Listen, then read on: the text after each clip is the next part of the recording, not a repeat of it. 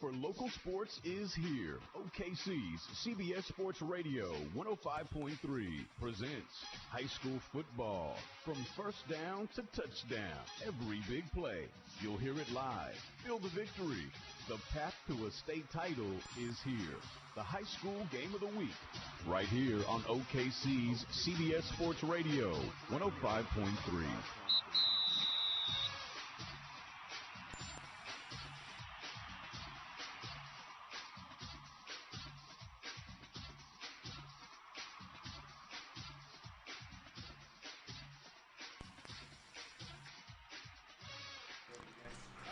Good evening and welcome. You are listening to Oklahoma City's CBS Sports Radio 105.3 and on the All City Sports YouTube page. Introduce myself, James Knox here, going to be calling your play-by-play alongside my analyst, D. Wright. And we are here at Capitol Hill High School here in Oklahoma City at the gorgeous, the gorgeous Spiegel Stadium. This is a great facility here. Just, yes, it is. The few moments that I've been here. And unfortunately, folks on the that are listening and tuning in via YouTube can't possibly, well, maybe you may be able to see the cityscape in the background there, but I've got a great view of Devon Tower and a few more of the others in the background there. And we've got a great night, a great temperature for football, D. And you're listening to the Oklahoma City Public Schools Game of the Week. And I'm going to give us our sponsors before we really start talking about the game tonight, D. So we are fortunate enough to have some wonderful sponsors tonight, and you're listening to our Game of the Week sponsored by Metro Tech and SSM Health at St. Anthony. For Metro Tech, if you're looking for a great career, then Metro Technology Centers has training for jobs in high demand. Metro Tech has hands-on training in medical assisting, culinary arts, and more. And you can earn certifications and licenses taught by industry experts. That is Metro Technology Centers. They are preparing you for life. And then, of course, SSM Health, St. Anthony's Hospital. They, too, are proud sponsors of OKC's CBS Sports Radio broadcast here on 105.3 FM. Sometimes, D, after a hard-fought game, a player definitely needs those services of a sports medicine specialist. And here at St. Anthony's Hospital, they have a great team to get a player back in the game from injury. So we are very grateful for those two sponsors. And, D, we should have a good one tonight. We should. We've got our visiting El Reno High School here tonight. And they are going to the El Reno Indians, by the way, against the Capitol Hill Red Wolves. And that's where we're at, Capitol Hill. Now, D, going into this game, it's a little bit of an interesting matchup we got here. We got two winless teams. It's just kind of it is what it is at this point. Yeah, and so somebody at the end of the night will have their first victory of the season. Yeah. But that gives potential toward a good quality game because everything is set for that. We got a nice stadium, and we also have two teams that are right there on the cusp of winning. Beaten. It's just a few mistakes here and there over the past few weeks for both teams that has led to them losing. But tonight, this will be the way that they set up for their season. Their season will start right here, right now. You could say that the first 4 weeks has been almost a preseason. You could say that, absolutely. And tonight will start the actual season for one of these two teams. We're going to find out a lot about these teams tonight because they seem to be evenly matched in terms of records. Both have shown some inconsistencies in the offense, really being able to put points up on the board, and the defense is really have struggled to keep them out of the end zone. So I've been able to kind of scrounge up what I could from these teams, and that's kind of the common theme right now is a little trouble on offense, a little trouble on defense. So we'll see who's going to be hungriest tonight. It's one of those things where neither team could get on page, everybody on the same page. You know, the defense might have been working, but the offense wasn't. Or the left side of the line was working, but the right side wasn't. Right. And that's the same story for both teams. So tonight it's one of those games where you need to see and find out, are we together? Everybody, are we all in, moving in forward? We practice. We've got fundamentals. We have 4 weeks of working out the kinks. It is time to finally go forth and make something happen, and tonight's the night to do it. As you can see, we have just a little over 25 minutes left before we have kickoff. So given the amount of time that we have, we're going to go into a little information about both teams. We'll give some keys to the game so that you guys that are listening and tuning in tonight, which we're grateful for, you're going to know a little bit more about these teams and what to expect, and at least our analysis of what we're expecting these teams to be able to accomplish. So first, we're going to start with the visiting El Reno Indians. So they come into the game 0-4, possibly 0-3. There was a possible forfeit earlier in the season. But their last game was against MacArthur. They lost 49-8. So winless coming into this game. Now the last two, what's interesting about this season so far, D, is the last two seasons, the El Reno Indians, they've won 8 games. Yeah. And last year they actually even had a bye in the first round, won their next game in the quarterfinals, and then lost in the next game. So they actually went a couple games deep into the playoffs last year, but now they're sitting at 0-4, and they're struggling a little bit, maybe to find that identity. And Coach Atchison is going to be the head coach for that's Coach Chuck Atchison, that is, for the El Reno Indians, and he likes to play fast. So he's been quoted as saying, "We want to get in as many snaps as possible." They run a 10, 11, and 20 personnel, and they just like to try and match up against their opponent and get in as many snaps and go fast. Yeah. Like Ricky Bobby. I want to go fast. It's almost like he tried to take hockey and basketball and put it on the football field. A whole line changes, a whole line comes in, and we're going to move. We're giving you 40 minutes, and we're just trying to get as much in as possible, which can work to your advantage in a lot of ways because the other team gets wore down, and they're always confused. So that can work to your advantage. Right. But it also can work to your disadvantage in the fact that when you're doing that, your players have to be on point. Because if they're not on point, then they're confused. Yeah. And am I in? Am I out? What player are we running? Or how fast? Where are we going? What are we doing? Yeah, so, I've seen on offense when you run that quick, is getting as many snaps in as possible on offense. Like you said, it can wear out that defense if you continue to keep the series and the possession going. But if you don't, if it's that quick 3 and out, well, you gave your defense no time to rest, and it can really put some damage on that defense for them to be able to get a chance to rest, some water, kind of recalibrate a little bit, and kind of figure out what they're going to do on the next possession. And I see that a lot of college teams, my beloved Tennessee Volunteers being one of them. They can go fast, but it can work to the defense's disadvantage. Yeah, you have to have some discipline on there, and you have to get first downs. When you're in that offense, you have to get a lot of first downs, and you have to continually move the ball. Because once you don't move the ball, you're stuck, and it makes just life difficult for your defense, and as well as your special teams, because you're always out there. And that's really difficult here in high school, because in high school, a lot of players play both ways. At least 1 or 2 series. That's true. A lot of players play both ways. So you get wore down. So in the last 2 games, their defense has given up 46 points and 49 points respectively. So that may have been what they got caught up maybe the last couple of games. The defense just didn't have enough time to kind of recalibrate themselves. The offense see where they need them very long. You got to make adjustments. And if you don't have time to make those adjustments, it makes it very hard and very difficult for you to get anything done. Yeah, and the offense is going to, and the defense for that matter, runs through, and I'm going to use that as almost as a pun there, runs through Mikey Devereaux. All right, so Mikey Devereaux he is a featured back, both running back and linebacker for El Reno. He's even on the cover of some of the Pigskin Preview upcoming high school season. It was actually on the cover of that. So he is a 6'2", 205-pound senior running back and linebacker. And last year he was the leading rusher and the leading tackler. So last year he rushed for over 600 yards last year and was the leading tackler as well. He's even got a brother, D. His brother is also on the line. His brother's name, it would get Xavier. There it is, Xavier Devereaux.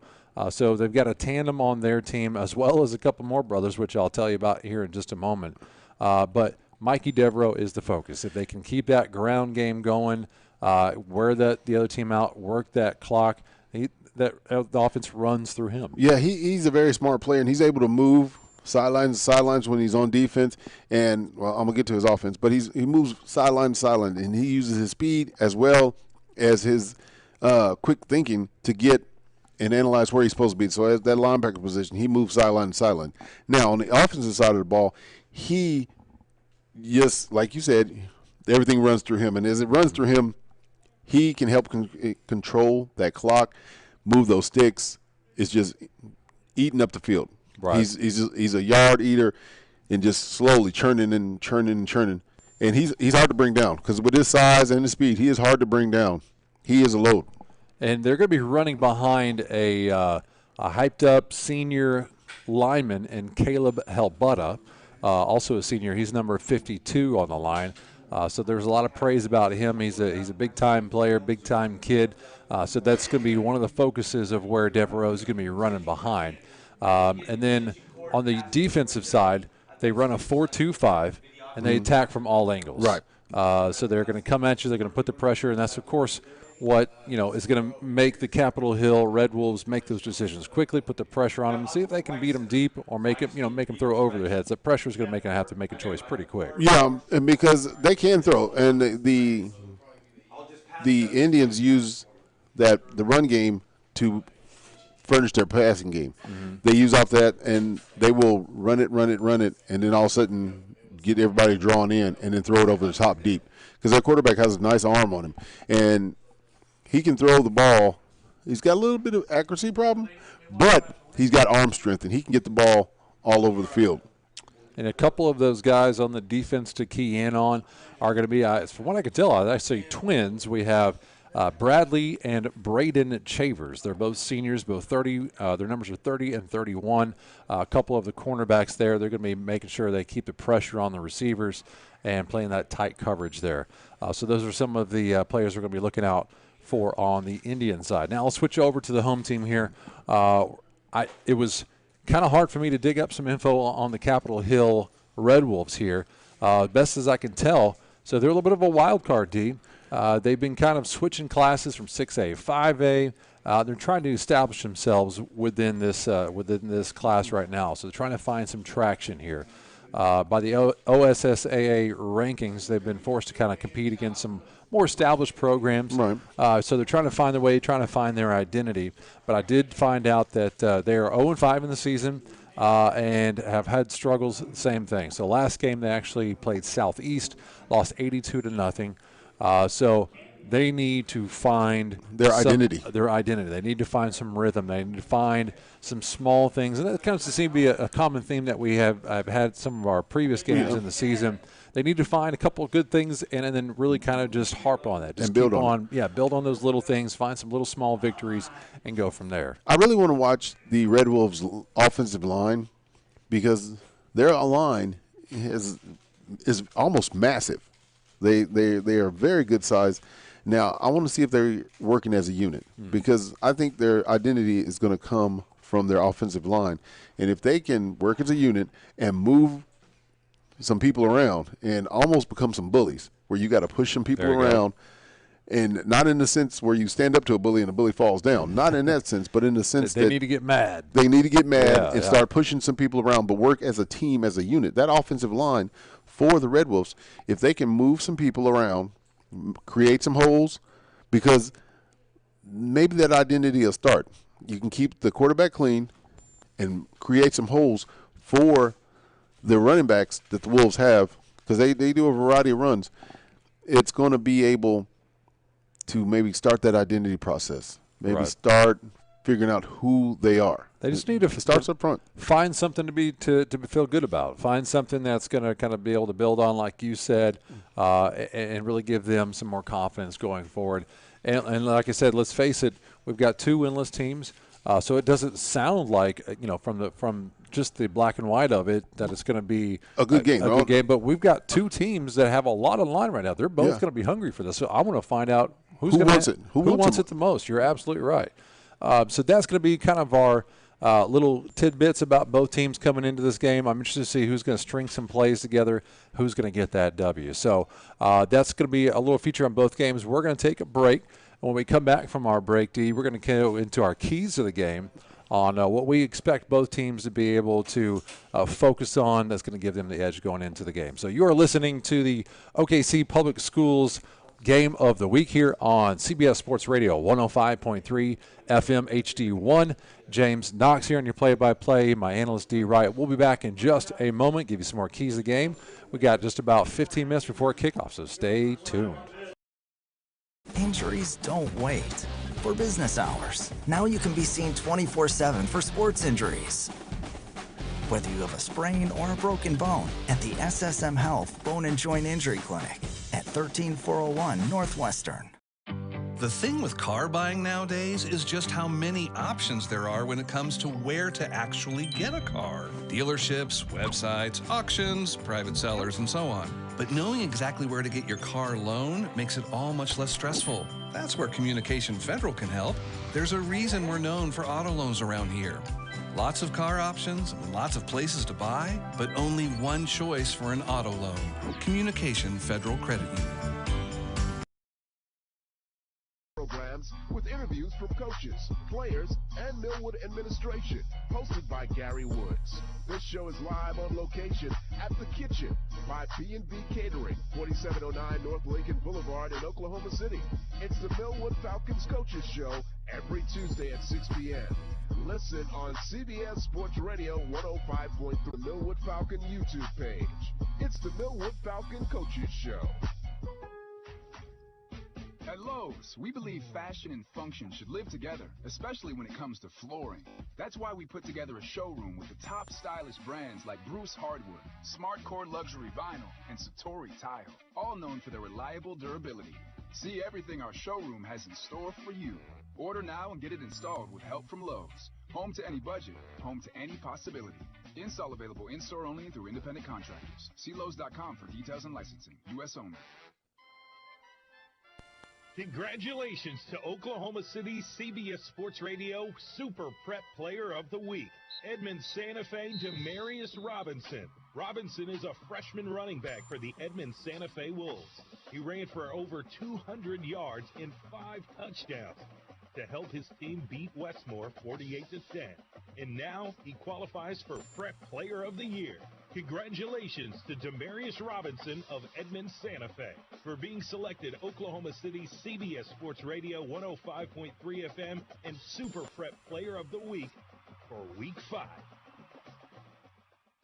To show you how easy it is to file a claim with Geico, we hired a scary movie victim. Oh no, a tree fell on my car, and there's only one thing to do. Trip over my own feet and pull myself across the lawn while yelling help at a barely audible volume.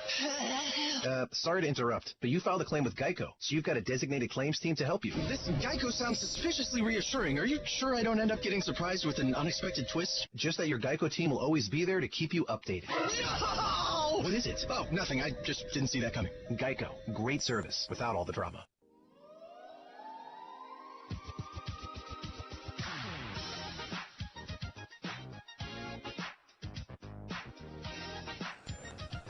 Well, welcome back to the Radio 105.3 Game of the Week here for Oklahoma City Public Schools. We are here at Capitol Hill High School. We've got the Reno Indians versus the Capitol Hill Red Wolves. The band's about to strike it up. They're about to get playing. We got just about 12 minutes left before we get that ball kicked off. And D, I have some keys to the game that I think these teams, if they want to take my advice and take it to the bank, I think they can help them win this game. Are you prepared for that? I am prepared for that. All right, so first let's start off with the visiting Reno Indians. So through the first couple of games, they had some pretty good stout defense, and then the last couple of games, not so much. So what I want them to do is be able to go back and keep up the D.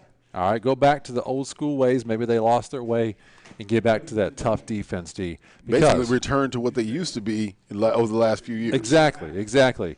And the reason for that, of course, everybody needs to play good defense. However, with good aggressive defense will come good field position. And with good field position comes a much better odds of scoring. So the closer you are to that end zone, obviously the better your odds of scoring are. And then with guys like Mikey Devereaux and Kobe Knoll as their weapons, Kobe Knoll is one of their receivers, then the scores should come. So good defense sets everything up like a domino effect. The good defense sets up the offense, field position, gets them in a better scoring position. They can use those weapons, and then they need to get back to that rhythm. So they had a couple games in between where they were actually missed a game. I think there was maybe something. I'm not quite sure why. Maybe it was. I'm not going to actually speculate on what the reasons are, but there was a couple games, so they missed a couple weeks. So they kind of had this rhythm kind of broken up a little bit. So they get back to that rhythm and be able to feel good and find that consistency in their form. Yeah, definitely. They're going to have to find that consistency and return to who they used to be back over the last 2 years. And once they do that, establish that playoff run team, that team that was 8-8, the team that got into the first round of the playoffs, and that comes with experience. And there's some players on there that have been there. There are seniors now that were sophomores and juniors on those teams, and they need to return to that and get back to that. And don't let me forget, D, that this pregame show, we do have a wonderful sponsor that we need to thank for this opportunity. That's going to be First Security Bank. They are our pregame sponsors, and we've been talking all this pregame stuff. I got to give a shout out to First Security Bank. They have been servicing Oklahoma City for over 4 decades and would like to be your community bank. If you want to learn more, go to fsbokc.com. Again, that's fsbokc.com for First Security Bank. So thank you to First Security Bank for sponsoring our pregame. By the way, Capitol Hill, our keys to the game for them, they are coached by Clay Sizemore. I forgot to give him a shout-out just a little bit ago, but I want to give a shout-out to Clay Sizemore, Coach Sizemore. I want to go to the keys of the game for them. Going to be quite simple, all right? Just like anybody who's been struggling, they need to go back to the fundamentals. Yeah, it's all about fundamentals. We've got to learn how to tackle better. We've got to learn how to put ourselves in a good position. Know your role. Don't overthink anything. Use what your coaches taught you in practice. Go back to the fundamentals, and then minimize your mistakes. Yeah, minimize the penalties. Minimize the turnovers. Yeah, because that is the key to playing good football. Pretty much any sport, but really the key for football is basically just get back to the fundamentals. Don't worry about the score. Don't worry about who's going to score, who's not going to score. Do your job and do what you're supposed to do. Fundamentally, you will be all right. And it's like a small ball rolling down, becoming a snowball, becoming a big, huge boulder of snow. And it's you just have to start small and take it step by step, inch by inch. I say it every week, inch by inch, step by step, first down by first down. Any given Sunday, we're going to move this chains and get somewhere and get going. Absolutely. And before we went to break, D, I kind of just laid the groundwork here that I'm interested to see who's got it tonight. So there is a W, a big W. Waiting for somebody to come up and grab it. Right on the plate, ready to eat. You got your fork, your knife, ready to dive in this thing and just eat this W up. Both teams are standing at the edge of the table, and, ready to go. Yeah, exactly. Who's going to get to that plate first? So who wants it, D? Who wants to have some fun? Yeah. Who's hungry? Yeah. Who has just got that burning sensation in their belly right now to give every single thing they have, leave it all on the field, execute this game just like your coaches have done, and be able to wake up tomorrow on a Friday afternoon, walk into your high school hallways, and be able to high-five all your classmates. Hey, we got that monkey off our back. We got that W. You held your head up high. You're ready to play. It's going to be a good day. Everybody's seeing you. And the smile and the feeling that you have coming off a win after you had a few losses, the confidence that you build, it's unmatched. Absolutely. Well, so that's going to basically wrap up our pregame for El Reno versus Capitol Hill. We're going to take a break and come back to you with just our last-minute kind of preps and notes about this game coming into it.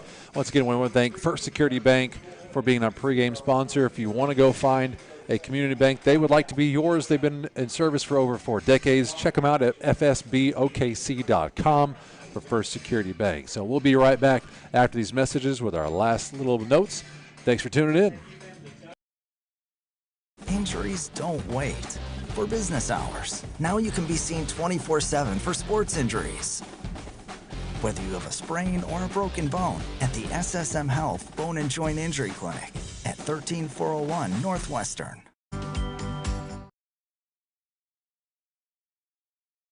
The thing with car buying nowadays is just how many options there are when it comes to where to actually get a car. Dealerships, websites, auctions, private sellers, and so on. But knowing exactly where to get your car loan makes it all much less stressful. That's where Communication Federal can help. There's a reason we're known for auto loans around here. Lots of car options and lots of places to buy, but only one choice for an auto loan. Communication Federal Credit Union.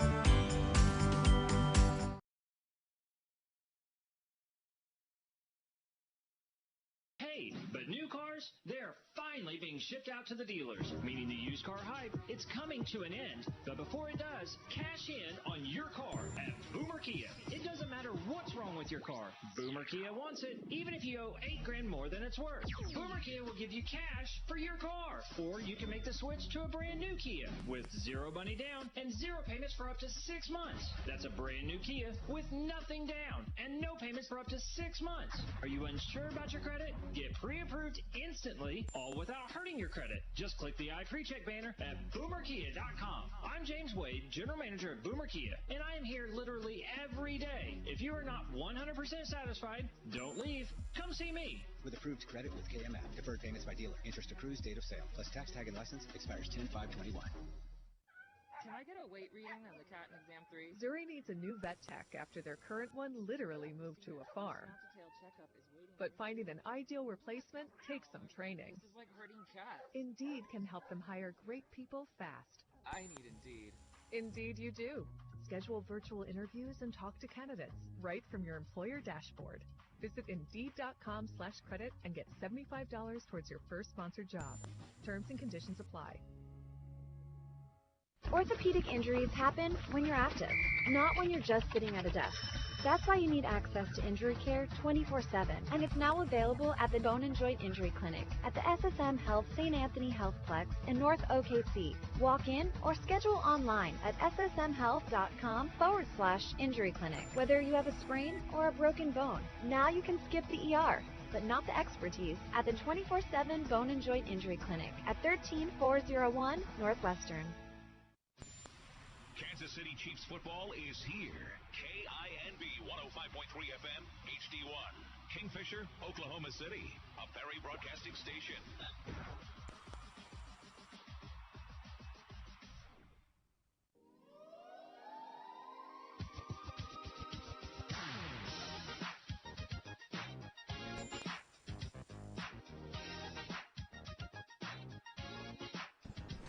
All right, good evening and welcome back. We are about 2.5 minutes shy of kicking off here at Capitol Hill High School at Spiegel Stadium. The lovely Spiegel Stadium. It is lovely. Let me tell you what, man. They've got some nice facilities in here, and we're excited to be here, D. Yeah. Let me tell you, if you've been to this stadium anytime before in the last 10 years, this field, I'm telling you, it was unrecognizable to you. The best way to describe it is if you saw the movie Wildcats with Goldie Hawn. I have. I'm that old. Yeah, if you saw that movie where it was a dirt field and there was a lot of undesirable things going on the field, that's how it used to look. Now it is, Wildcats is the best way to describe how the field used to look, and it is 180, maybe 10 times. Just a lot better, huh? Yeah, it's a lot better. All right. The turf is nice, it's great, and it's much better. All right, so just to give you a little kind of more info about what we got here, we got temperature about 85 degrees. The field is going to be running east to west or west to east. So the west end zone will be to our left, east end zone will be to our right. So we got a little bit of wind kicked up. Actually, kind of a lot of wind. I can see the flags flying. It's going south to north right now, so we have a northbound wind at our backs here in the press box. And we've got our captains. We're going to kind of give them some shout-outs for El Reno. We're going to have Xavier Devereaux, number 5. We're also going to have Ryan Sigler. He's a lineman, number 71, and Alex Perdomo, number 74, is a senior. Those are going to be your captains for Capitol Hill. El Reno, apologize. And then Capitol Hill, we're going to have 3 captains as well. We have Nasheed Flowers, number 1. He's a junior. And we have number 7, Quaylen Pennon. I believe he's going to be our quarterback tonight, number 7. And then Elias Soudry, a running back and linebacker, number 32. Those are your captains for Capitol Hill. The Capitol Hill Red Wolves have taken the field. They will be receiving first. They will be receiving. Looks like we've got a couple, let's see, numbers. Oh, looks like quarterback Quaylen Pennon is going to be back to receive, as is number 25. If I can see that correctly, it's going to be Jacob Bush. And number 14 right in the middle. Going to be the up back. Kicking off for the Indians.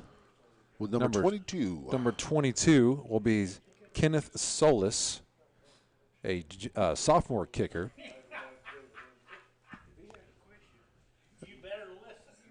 And here is our kickoff. It's going to come down for Bush to take at the right about the 8-yard line. Comes over to the near side over here. Gets it all up to about the 22-yard line. There's a flag. Flag on the play right there. Might have been a horse collar as well. Yeah, he didn't go down. That looked like almost kind of a little bit of an awkward tackle there. His knees kind of got buckled there, kind of went backwards right there. And did you see the ref? I did not see. Has he called the penalty yet? So we do have a flag on the play. There we go. We got a holding on the receiving team on the kick, or the receiving team right there for the Red Wolves. So that'll back him up a little bit. And we're going to see who marches out here for the Red Wolves. Nasheed Flowers, one of those captains there. I do see him coming out. And let's see. There he is. So Quaylen Pennon. He's actually a freshman, according to the roster we got here. That's a big deal for a freshman to be taking, some varsity snaps and starting over some upperclassmen. So let's see what Pennon has tonight. So he's in a little bit of a pistol formation, hands it off. No room whatsoever up the middle right there. Gets tackled immediately. Yeah, that was that went to Nasheed Flowers there on the carry. And Nate Cady on the stop. About 2 yards on the play. Flowers is a junior running back for the Red Wolves. All right. So once again, Pennon is in the backfield. A little bit of a pistol formation. He's got 2 receivers to the near side, 2 to the far side, and got a flag on the play immediately. So before the looks Red like Wolves. we may have a reset of the clock here. Official time out there. No, but I've got an equipment failure. Hey, better get that out of the way now. Get that fixed. Referees too can fix equipment just like the trainers. They serve more than one purpose other than just enforcing the rules. They take care of you too with your helmets, right? Right. All right, Pennon behind the center. He's got Flowers once again behind him. Hands off to Flowers. Flowers gets immediately met by about 3 different Indians right there, taking down another loss on the play. That's going to bring up 3rd down and probably about 15 now on the next play here. 2 negative yards plays, 2 negative plays to start the game. That's not the direction they want to be going, D. No, it's not, and it's not even a blitz. It's not a run blitz because they're in their 4-2. It's not really a run blitz. They just get great penetration from their 2 defensive ends and their 2 interior linemen, their 2 down linemen. Looks like Flowers may be having another equipment failure right here. Yeah, something's wrong with his helmet. It just will not stay.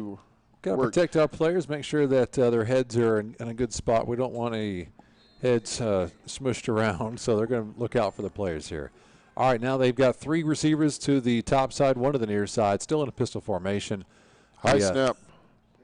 Pennon takes a snap, and does he get brought back down in the end zone? No, that may he got it down. Referee marked him just shy of getting that safety, so the Red Wolves escape without getting 2 points on the board for the Indians. D. That was a close call right there. Yeah, he was lucky enough to get his knee down before he got put out. And about 19 yards to go for the Red So Wolves. it's going to bring up 4th down, and there's going to be a kicker who's about to punt it. And So I'm the not sure if he can scoreboard look says 4th and 17. it's about 4th and 19.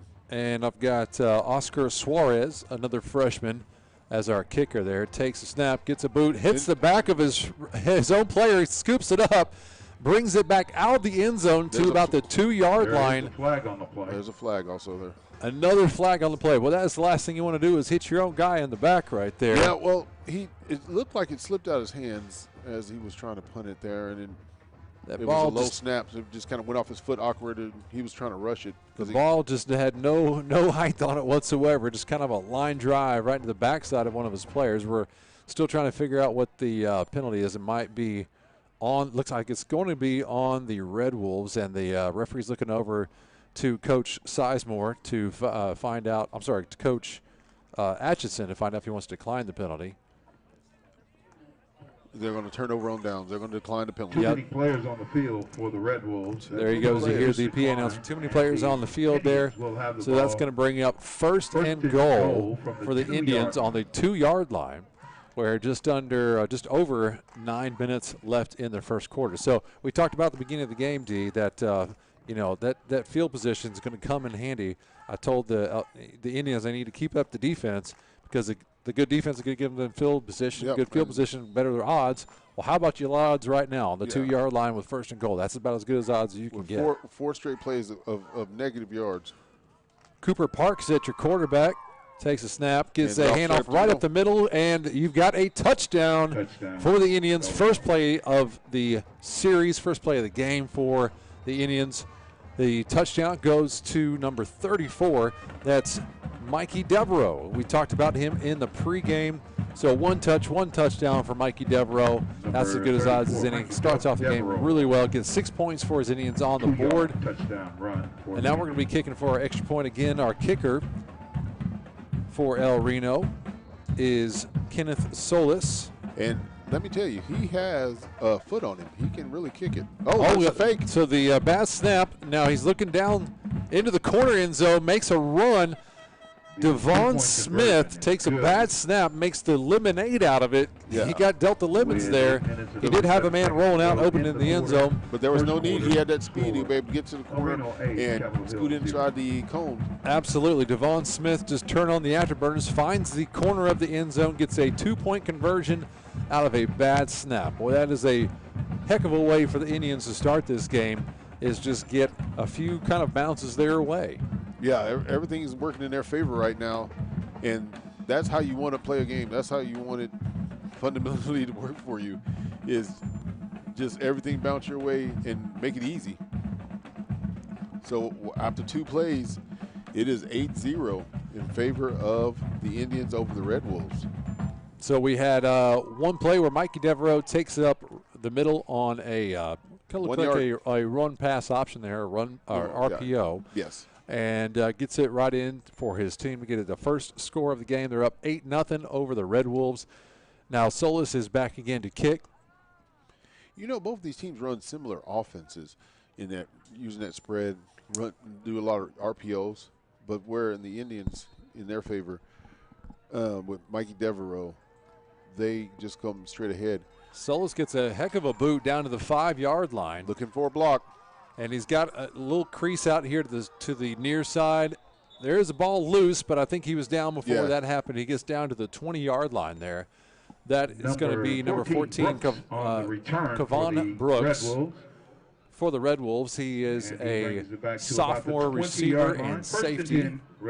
This is their best field position so far of the night, right here on the 20-yard line.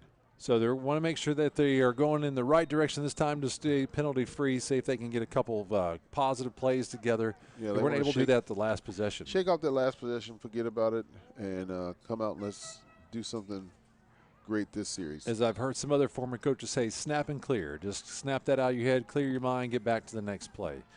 So once again, pinning back. He's getting that pistol formation. Gets a little toss out to the left. It's a fumble. Ball's on the ground. The ball was behind the back right there, behind Flowers. Couldn't quite bring it in. Number 71 got it. And the Indians are able to recover it and give themselves, again, tremendous field position Ryan Sigler was on the recovery there. So way to be heads up Sigler to be able to be mindful of that ball and dive on it, give themselves a heck of a position once again. It was a low snap. He caught it, and Pennon caught it, and he tried to toss it quickly, and he ended up tossing it over the head of his running back. And that great penetration by Sigler, the interior defensive lineman, and which led to the turnover. Cooper Park back at quarterback, Mikey Devereaux to his right. We've got 2 receivers to the near side, 2 to the far side. 1 man in motion. Takes off to left. He looks right, throws into the corner of the end zone, and it is nearly a breakup. It was a good defensive effort there. That's number 26. I think that was may have been actually the pass is broken up by number 6. Yeah, Jaquelin McDowell. Yes. Jaquelin McDowell. He's a freshman, so that's a great way for a freshman to establish himself on the varsity team for his upperclassmen there. And see that we didn't really say that in the beginning, but go ahead after this play, I'll establish it. Okay, handoff goes to Devereaux up the middle, just keeps on dragging some players into the end zone for another touchdown. 2 touches for Devereaux, 2 touchdowns. That was about a 14-yard play right there into the end zone. So Mikey Devereaux has got efficiency-wise, is about as good of efficiency you can have. 2 carries, 2 touchdowns right there, about 16 yards already on 2 carries. Batting 1,000. He is batting 1,000. It's a great way to put it. Solis once again to kick. Let's see if they get a better snap this time. See if Solis has a chance to actually kick this one. Better snap. Kicks up. And we got both referees saying it is no good. Looked like it may have been wide right on that play. Yeah, it went over the top of the right hash, right goalpost. Tough to tell from the angle up here. Looked good to me.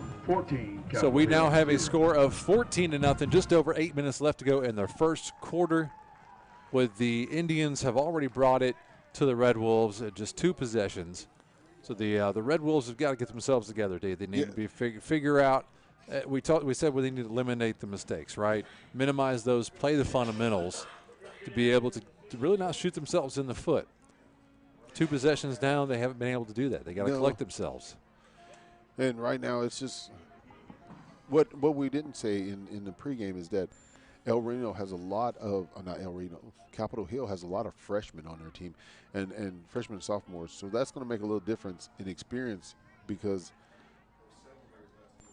last time they actually played, they were 7th graders, and now they're 9th graders. They didn't play much last year because of the COVID. There's a flag, probably going to be offsides. But so they didn't play a lot last year, so it's been 2 years. We got to put that in consideration. All right, so we do have a flag on the play on the kickoff here. So dead ball, false start on the kicking team. That's going to back them up a few yards, and maybe that's a good break for the Red Wolves now. Take that penalty. They're going to get better where they receive the ball, better chance of getting themselves some better field position here on this kick. 35-yard line. Kickoff will take place from the 35-yard line for Solis. He's still got a pretty big leg. So I think he'll get it down to probably that 20 to 15-yard line. So they're going to have to really increase their coverage on this one if they want to make sure that the Red Wolves don't get too far down the field. Hopefully for the Red Wolves that they can set up some blocking. And Solis gets the kick. It's deep. Down to the 10-yard line, and Pendon takes it, or the quarterback. Finds the seam up the middle, breaks a couple tackles, gets a little Heisman pass, but the ball's loose. But his teammate kind of had his back on that one right there. Pendon made a great run right up the middle. I saw even the Heisman stiff arm there for a moment, but when he did that, it kind of made the ball a little bit more susceptible there for a punch out. Guess what happened? The peanut pop. That's right. We talked about some of that in the last game right there. Charles Tillman, the peanut pop. The pop or the punch right there. Yeah, the peanut punch. Yeah, the peanut punch right there. Tillman. Luckily for Pendon, one of his teammates had his back, was able to pick it up on the play. But that one man, just because it was open there, it was about to be a touchdown for the Capitol Hill. He was making a good break for it, but now it puts him at the 37-yard line, 1st and 10.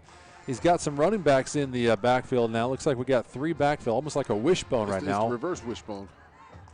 Takes the snap, gives it to Flowers, not finding any room, but a Nice tackle right there by number 34 for El Reno. That's Mikey Devereaux. We talked about him in the pregame. He's going to be the leading tackler. Well, he sniffed that one out pretty quickly. He found Flowers in the backfield and brought him down for a 1-yard loss. Yeah, he couldn't find a hole there. Flowers was looking all over. There was no hole to be found. The linemen need to be able to give him just a little bit of some room, maybe a hole, and I bet you Flowers can break free right there. Another 3-man backfield.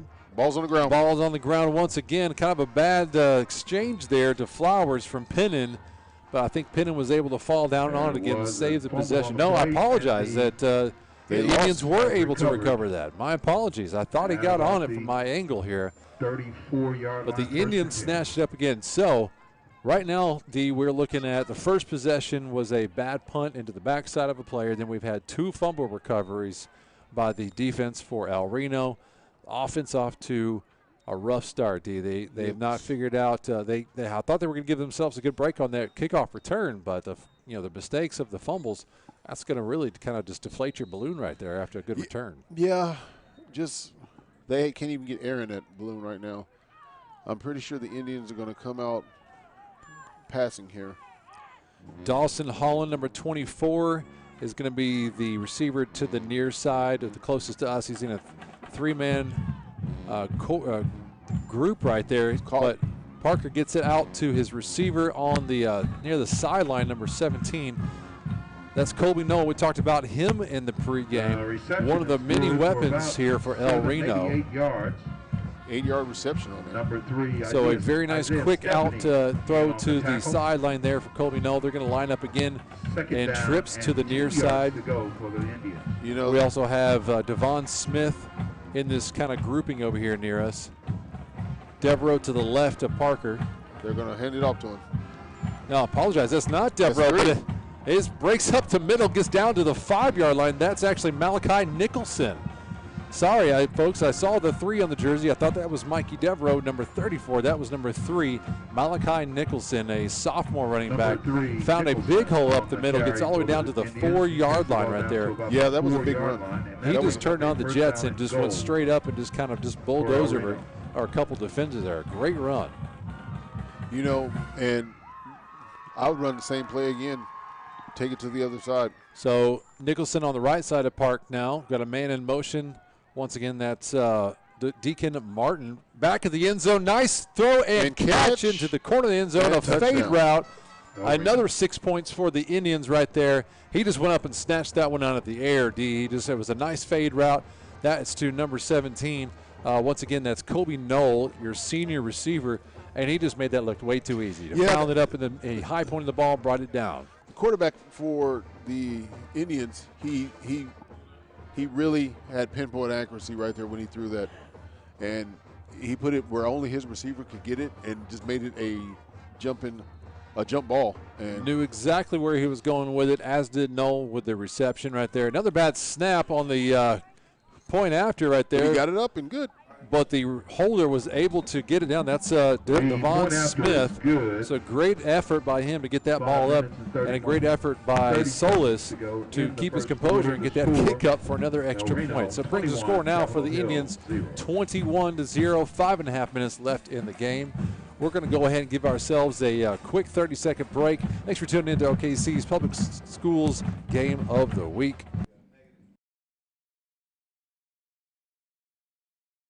Buying nowadays is just how many options there are when it comes to where to actually get a car. Dealerships, websites, auctions, private sellers, and so on. But knowing exactly where to get your car loan makes it all much less stressful. That's where Communication Federal can help. There's a reason we're known for auto loans around here. Lots of car options and lots of places to buy, but only one choice for an auto loan. Communication Federal Credit Union.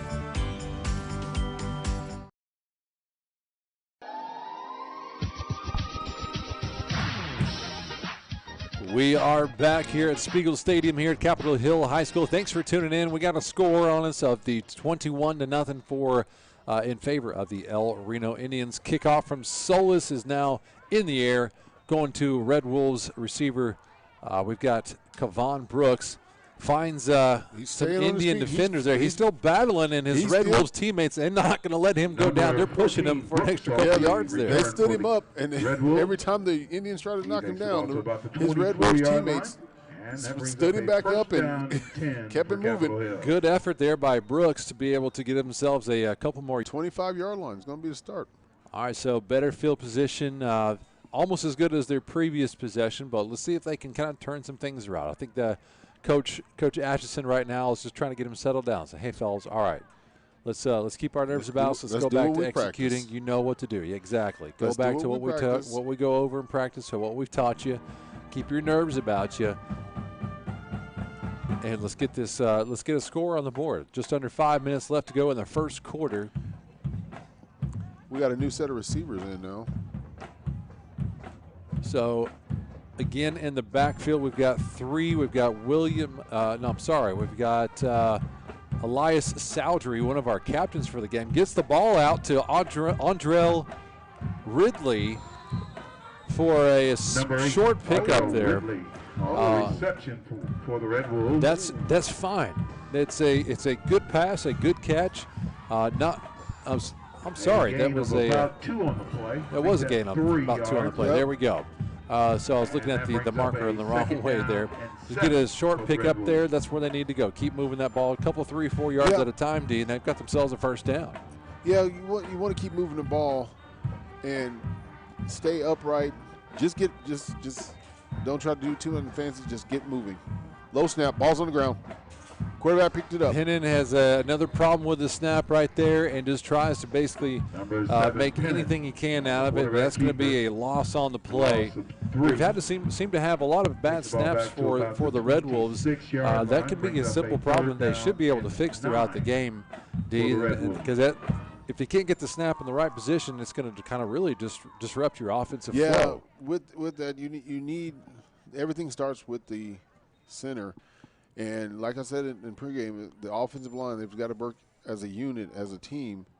And another bad snap, low to the ground. Pennant just does what he can. He's just trying to find any kind of room he can. The bad snaps are just killing him right now. They're just not able to get anything going. You can't look upfield if he's looking down at the ground. Yeah, everything's rolling on the ground. 23-yard line. And it's not getting any elevation. He's trying to pick those balls up off the ankles. That brings up a 4th down. So that's going to be 4th and long, about 4th and 12. Let's see if our punter for Capitol Hill, Jordan Weston, is that's 66 is my number? Sorry, folks, we're trying to get 62. the numbers. 62. There it is, Oscar Suarez. That's right, he kicked earlier. Let's see if Suarez can get this one in the air and get some height on it. Back to receive for the Indians is Devon Smith, number 1. He's lined up about the 45-yard line.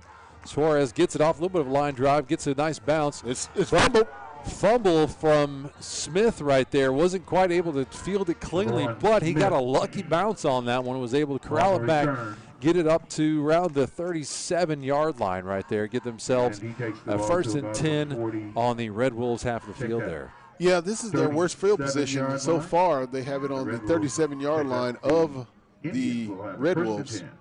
This is their worst field position at the start of the game so far. Cooper Park back to a quarterback. Now he's got 2 backs next to him. I kind of wedged him. He's kind of sandwiched in between 2 backs right now.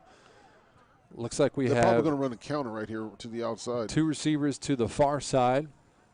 Got a 6-man on the line here. Hands the ball off to Latin Everhart. Finds a crease on the right-hand side. Slips a couple tackles. Gets a spin move. Still finding some room, kind of breaking some tackles there. He's a little guy, but he was tough to bring down. He's a scat back, but he was a flag on the play. Oh, flat doesn't play. It might come back. But as I was saying, he's a scat back. He's built for speed, and he used his height to his advantage. Got really low and was able to spin and cut off some people and use it to his advantage to get to that outside. Signal, holding. So holding on the Indians on that that play will negate the nice run by Everhart right there. So it's going to bring up 1st down and about 47-yard 20 now. Yeah, 1st and 20. Brings up a 1st down and about 21 yards to go for the Park once again sandwiched between his 2 backs, 2 receivers to the far side. Takes a snap, fakes the handoff, rolling out to the right, looks downfield, got a man on Smith, but overthrows him just a little bit. Couldn't quite haul it in for Smith right there. He was open. He beat his defender, D, but just didn't have long enough arms on that one. Yeah, if Smith was 6'4", he would have caught that and still be in the end zone right now, running. But since he's coming in about 5'8", just not tall enough. But not long enough. Still a pretty decent throw by Park there. And there's another flag on the play. It's going to bring them back a little bit more. I missed the flag. They had good eyes there, D. I didn't see that one. It was too much focusing down the field there. So we've got another penalty. That's the 5-yard penalty places the ball 5-yard penalty. 8-yard line. It's going to make it second down and 27. So they're back on their half of the field after starting at the 37-yard line now. Now they're at their own 48. Handoff goes to Everhart once again, kind of slips out a few tackles. Boy, he just kind of squirts through there, doesn't he? Yeah, that was a nice run. He just slips right underneath those arm tackles, gets down to the 32-yard line. The game takes the ball to about the 32-yard line. So brings him within a manageable second down now, just about 5 yards to go. Second down and 6 for the Indians. So a nice run there for Everhart. So second down, we've got two receivers now down to the near side. Smith and Colby Knoll. They're going to try the other side. Handoff goes in the backfield. That is an awesome effort. Jacob Bush got a fistful of the jersey there and would not let him go. He said, no, you are staying right here with me. Brought him down in the backfield for a nice loss on the play. Yeah. No gain on the play. Brings up a 3rd down and 6 for the Somebody missed the block, number 70, I think he was, for the Indians. Missed his block. He was going toward the linebacker, and the guard was supposed to come around and cut off the Red Wolves defensive end right there. He missed it. So Lathan Pruitt, I believe, is also in the backfield, along with Everhart. Back to throw. Park looks to throw downfield to Knoll. Knoll brings it in, and another touchdown right in the short corner of the end zone. Referee finally gets down there to make it official with the hands up. Big high fives from his Indian teammates. A nice throw and catch from Park to Knoll. We talked about the pregame, D, that was going to be a lethal combination of those two weapons together, and they are proving that right now in this first quarter. Yeah, yes, they are. And like we said, the quarterback, he has a long arm and he can throw it. It's a good, strong arm, and we see right there he does have some accuracy on it. He dropped that dime right in the basket as if he would walked it up there and placed it himself. Going for the extra point kick. Solis once again. Smith to hold. Kick is up. Looks good from here, and the referees agree. Another 1 point. That's going to bring the score to 28-0 in favor of the El Reno Indians over the Capitol Hill Red Wolves. So a little bit of a fast start here for the Indians. They're on pace right now to get that first W. They're showing that hunger we talked about in the beginning of the game. So far, everything, 90% of their stuff is working. That was the first series that they had back-to-back penalties, but they overcame them and was still able to get the ball down the field and eventually 32-yard touchdown pass. And I don't think the Indians right now are going to let their foot off the gas, Steve. This is too much on the line to really start getting a big head right now and an ego and really think that you got this made. So they're going to keep that foot on the gas right now, wouldn't you say? Yeah, that's definitely, and that's going to come with coaching, and their coaching staff has the experience, and they're going to keep telling them, keep doing what you're doing, don't let up, don't stop. We're going to move this along, and we're at the end of the second quarter. Into the first quarter. Into the first quarter, so we just now noticed the time on the clock on that one, folks. I need to pay closer attention to that scoreboard. I just thought the guys were taking a quick break right there, so we're going to have to get in a break a little bit later because we've already got the fields lining up to take that kickoff. So we'll get in our break here in just a little bit, make sure we take care of our sponsors. Now, D, second quarter, can you erase a little bit of the first quarter and kind of get back and just have a fresh canvas? You're going to have to. And hopefully the change of field direction it's almost like a change of scenery in a new apartment. new place, new job, change of scenery. Maybe that'll change the outcome and momentum for the Red Wolves. Little bobble on the reception there. He's waving that ball around kind of dangerously. That's going to be number 14, Kevon Brooks again. He was trying to make some moves right there, had that ball up in the air. Luckily, he was able to retain it, so he does get a little positive return right there. Brings it up to the 27-yard line for the Red Wolves. Yeah, hopefully change of scenery makes a change altogether. So I saw the center on the sideline over here working on his snaps. That's Joaquin Alvarez. Was getting some snaps in with one of his teammates not in uniform today without the pads. Let's see if these snaps on the sideline actually translate to some better snaps on the field in the field of play, D, because that's kind of what's been killing him right now. Yeah, and it's hard to say because he does have someone over him, and he's thinking too much. That's why he's not. Another bobbled snap and another fumble, and I think the Indians have picked this one up as well. There's a big still scrum one for play, one snap, one turnover, going back to the Indians. I guess the snap problems have not corrected themselves. Well, he has Mikey Devereaux. He has Mikey Devereaux. They retained it. They retained it. I saw the Indians player rolling around with the ball in his hands, so I'm not sure what I was seeing versus what the referees were seeing. I definitely saw the ball in the majority of the hands of the Indians player, but you know what? Hey, that's what we got. That's what we're sticking with, so we're going to run with it. Looks like they have swapped out their center. Alvarez is out, number 70. We do have a new center in the game. Timeout. And Coach Sizemore there is going to take a timeout. So we are going to take a timeout as well. You are listening to OKC's Public Schools Game of the Week here on CBS Sports Radio 105.3. Injuries don't wait for business hours. Now you can be seen 24/7 for sports injuries. Whether you have a sprain or a broken bone, at the SSM Health Bone and Joint Injury Clinic at 13401 Northwestern. That makes you laugh, keeps you interested, and keeps you listening for more. Whatever you're into, get way more into it with a podcast. Find the one you've been listening for right now, free on Spotify.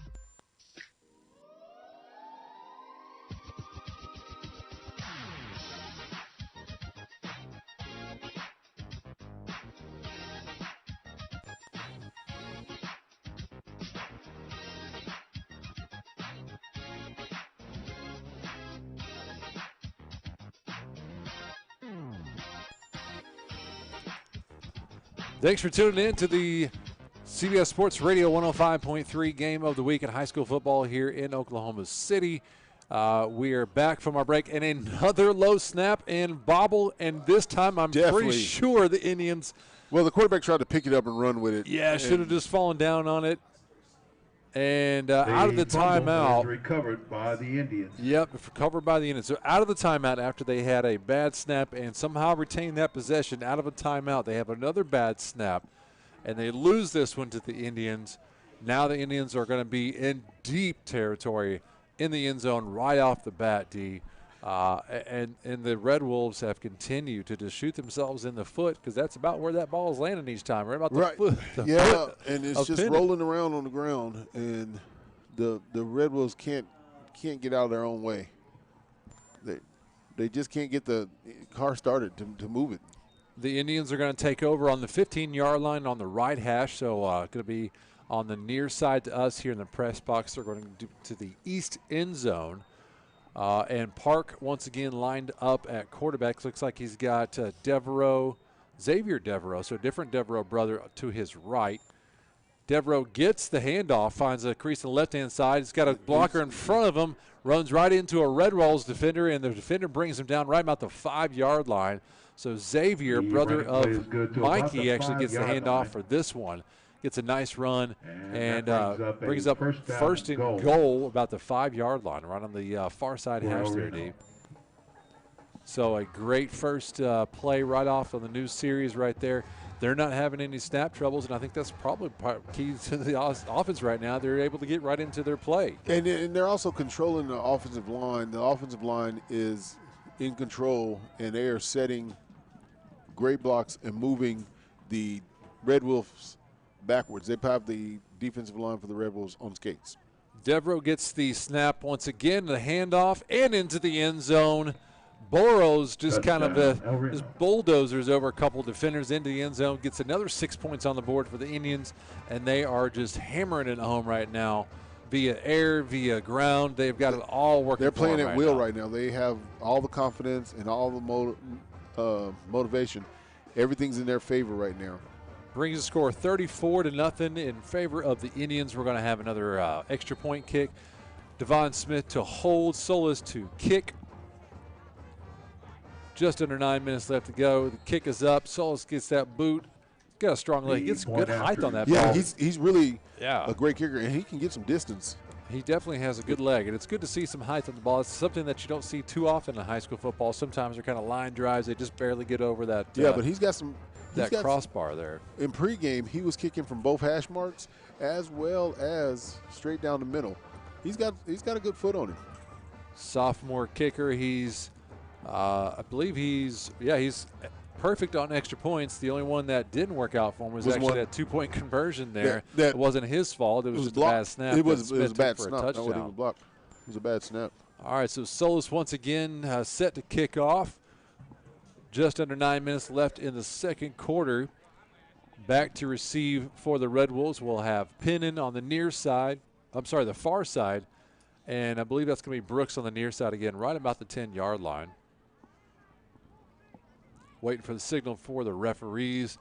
They're all set, getting into their positions. Got a great view of Devon Tower in the background right now. Indeed, just kind of glowing in there. That's a beautiful sight to see. So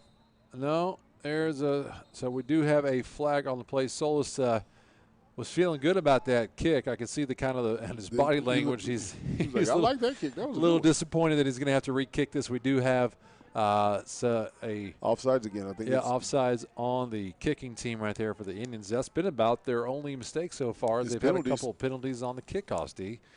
So it's been about their only mistake so far. So it backs them up to the 35-yard line. So for the Red Wolves, they've only had one penalty themselves. Have they? They haven't had any penalty. Well, one penalty. You're right. Going back to it, the Indians did have a couple holding penalties early in the game. A little bit of a short kick there. That's going to go straight out of bounds right about the 35-yard line. So that's going to get the Red Wolves some great field position now, as they're going to be able to take that ball quite farther than maybe they had originally wanted to return it for. The Indians didn't really try the onside, but they just tried to kick it short just in case, because there was a big hole there left by the Red Wolves. Just in case nobody started to feel the ball, they were ready for it. Too bad the ball went out of bounds. So ball goes out of bounds. That ball is going to get marked, I believe, at the 42-yard line. 42-yard line. 42-yard line is where they're going to mark that at. Yep, 42. So the Red Wolves are they don't have that looming end zone right behind them on this one. Maybe they can get a little creative with it. They got 2 receivers to the near, 2 receivers to the far. Flowers behind Pennon there. Another bad snap and on the ground. Ball's on the ground. We got a big kind of big there's a big power right there, and I'm not sure who's got this. I think Red Wolves were able to retain it. Is it me or did Pennon just not look like he was ready for that? That time he wasn't. Didn't look like a bad snap. Just kind of surprised him a little bit. Yeah, he wasn't ready for it. 13 yards to go for the He was still looking at his wrist, getting the correct plays, and they snapped it. I see some room on the far side there. If they could get Flowers a little bit, another bad handle right there. Pennon's able to scoop it up, screw out to the right-hand side. He gets dragged down, but there is a from flag behind by Mikey Devereaux. But I may have been a horse collar. This way it looked for me. We're going to find out from the referee. He did kind of get taken down a little awkwardly there. It could be that face mask. Could be. So we do have a personal foul, horse collar on the defense. So Mikey Devereaux got a little bit more of that neck area than he intended. So the Red Wolves get a little bit of a break there on a bad handle of the snap again. Yeah. Pin rolls out, And not much brings up there, a so they do get a break second on the penalty there. And 7 yards to go for the Red Wolves. So that's going to bring up about 2nd and 7 now for the Red Wolves now. Indians, it looks like they're going to bring some pressure from the outside right now. A bad collection of the snap once again, but this is a recurring theme right now. Yeah, and he's having trouble catching the ball, and it looks like the Indians have. The Indians recovered it. The Indians recovered by El Reno. I'm not sure what happened on that play. It looked like they keep on getting it back to Pinnen safely. He's just not getting the recovery. Before the ball was all low. They changed centers, and now the ball is getting to the quarterback's hands, but he can't control it. It's either he's too close or he might have his eyes focused on something else rather than that ball. That's the only thing I can figure right now. because the ball's hitting him in the hands, and then he's not. It's perplexing, right? Yeah, this is. I'm in a conundrum. All right, single receivers to the far and the near. He's got 2 backs set for Park right now. He's got 2 backs to his right on this one. Oh, I'm sorry, that's not Park. That's going to be Smith again. It takes the snap right there. Kind of a wildcat formation right there for Devon Smith. Looks like a 12-yard Takes it run. out to the right-hand side. Had some good blocking from him. We do have a flag on the play. You know, and that is definitely wildcat. You see 3 running backs in the backfield. We got a holding on the Indians. So now the Indians have started to kind of shoot themselves in the foot with penalties. So first they were playing a pretty flawless game. Now we've got some holding penalties. We've got horse collars. Now they've started to kind of really negate whatever production they are getting on the offense right now. But at the same time, they had that last drive where they scored. They were able. It was 2nd down and 27, and they ended up getting that first down and a touchdown. Devon Smith once again take the snap. He's got Pruitt to his right, gives the handoff to Everhart again, gets out of a couple tackles there, squirts free back to the center of the field, right around the 44-yard line. Close to the original line of scrimmage. Back to the about 1 yard pass on the line of scrimmage is going to bring up 2nd and 9 now. Gain of about 5 on the play, brings up 2nd down. Nice short and 9. gain and get them back into the original 10 yards that they need to gain. I'm not sure if something happened to Park and as to why Smith is taking the snaps. Maybe they're just trying to mix it up a little bit. Mix it up, maybe even working people in their different spots, because you never know when you're going to need more. I don't know if Smith has an arm on him, or they're going to stick with the runs right there. Handoff goes to Everhart on the left-hand side. Breaks a tackle, gets out to the 40-yard line, and then thrown out of bounds right about the, let's say 41-yard line. I think they might give him the forward progress there. Gives him a first down on the play. New set of downs. The Red Wolves still able to contain it, so no big plays on this one, which is where the Red Wolves need to be. If they can just kind of contain the big plays. There's a hurt player on the field. Trainers come out. We got a Red Wolves player down on the field. We'll take a break while we have an injury here. You're listening to the OKC Public Schools High School Game of the Week here on CBS Sports Radio 105.3. The thing with car buying nowadays is just how many options there are when it comes to where to actually get a car. Dealerships, websites, auctions, private sellers, and so on. But knowing exactly where to get your car loan makes it all much less stressful. That's where Communication Federal can help. There's a reason we're known for auto loans around here. Lots of car options, lots of places to buy, but only one choice for an auto loan. Communication Federal Credit Union. Injuries don't wait. For business hours, now you can be seen 24/7 for sports injuries. Whether you have a sprain or a broken bone, at the SSM Health Bone and Joint Injury Clinic at 13401 Northwestern.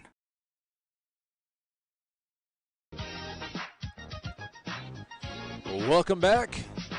You're tuning in to CBS Sports Radio 105.3. We are here at Capitol Hill High School. We've got the El Reno Indians versus Capitol Hill Red Wolves. We did have an injured player on the field. That was Brooks, Cavante Brooks. He comes off under his own power back to the sidelines here. Smith Blitz back at by the Rose. quarterback, fakes the handoff, rolls out to the left-hand side, gets a little juke to the left, brings him out to the sideline near that line to gain for a first down Smith. there. On Looks the like carry, he did brought break down that by number plane for 75, the Michael Martin. line to gain. Gives him another new set of downs right there. Nice handoff or a fake handoff and run for Smith. They had a run blitz on, and they had everybody coming, and everybody went toward the running back. Quarterback was smart, read the defense, kept it, and was able to get outside. Good eyes by Smith to keep that one. Elijah Fisher is your receiver to the near side here, set out wide on the hash. Bad snap there, picks it up, or Smith still finds a little room out there, maybe gets back to the original line of scrimmage. Maybe actually gained a yard on that one. Yeah, now that I see it. Number 1, Smith on the so carry. He's made a little more, again, lemonade out of the lemons there. So still be able to pick up a positive yards, not really a busted play there. It brings up second 1 yard and 9. gain on the play. Brings up second down. Running clock now at 3.5 minutes left in the half. In the backfield now with Smith, we're going to have Lathan Pruitt and Everhart once again. 2 receivers to the far side. That's Elijah Fisher, number 6, on the just north of the hash there. Smith takes a high snap, able to get it, but we do have a flag on the play.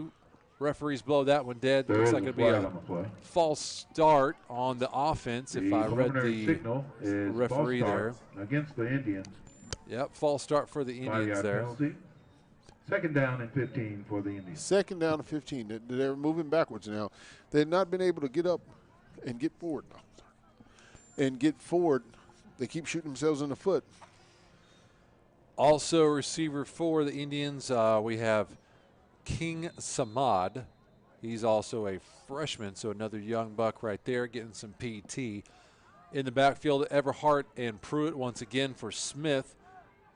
Pruitt may have got a little head start there, but the referees did not blow that one down. Jump pass. Smith looks downfield, finds a man over the middle, runs, breaks the tackle, goes backwards a few yards.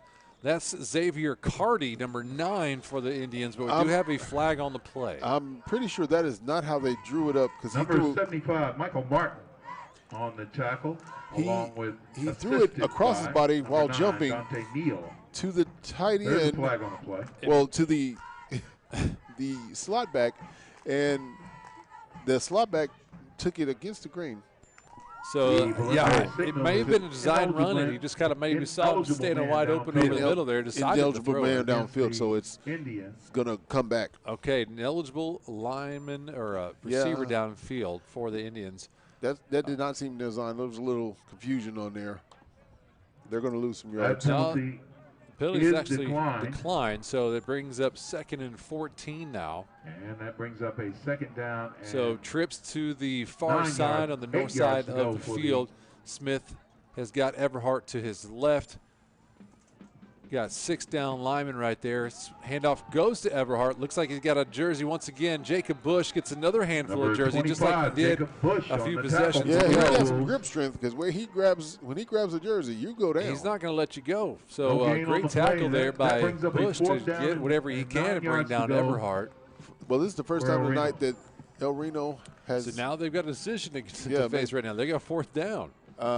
Personally, I would try that field goal, because they got a field goal kicker that he can make it.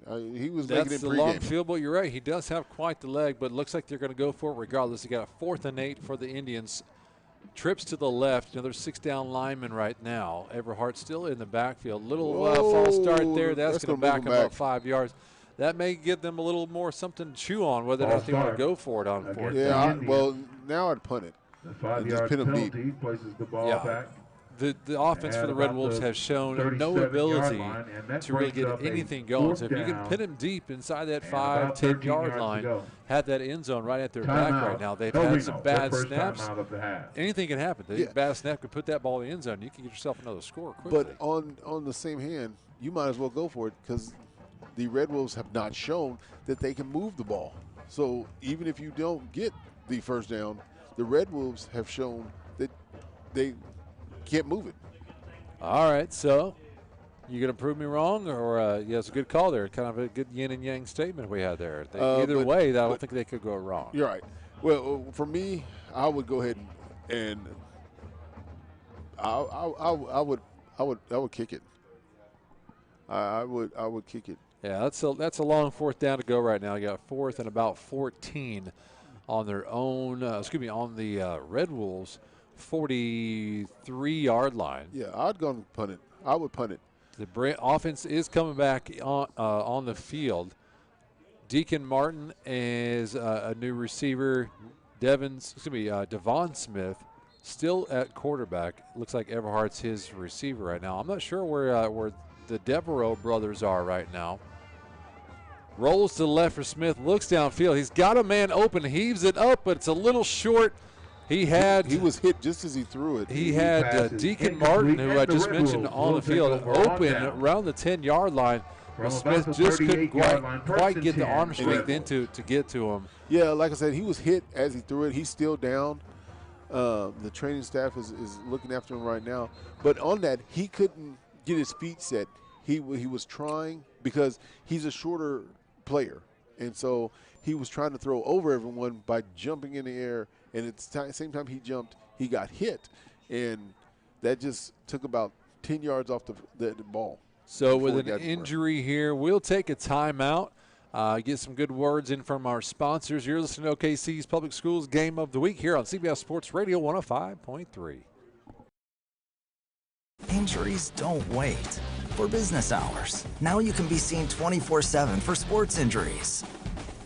Whether you have a sprain or a broken bone, at the SSM Health Bone and Joint Injury Clinic at 13401 Northwestern.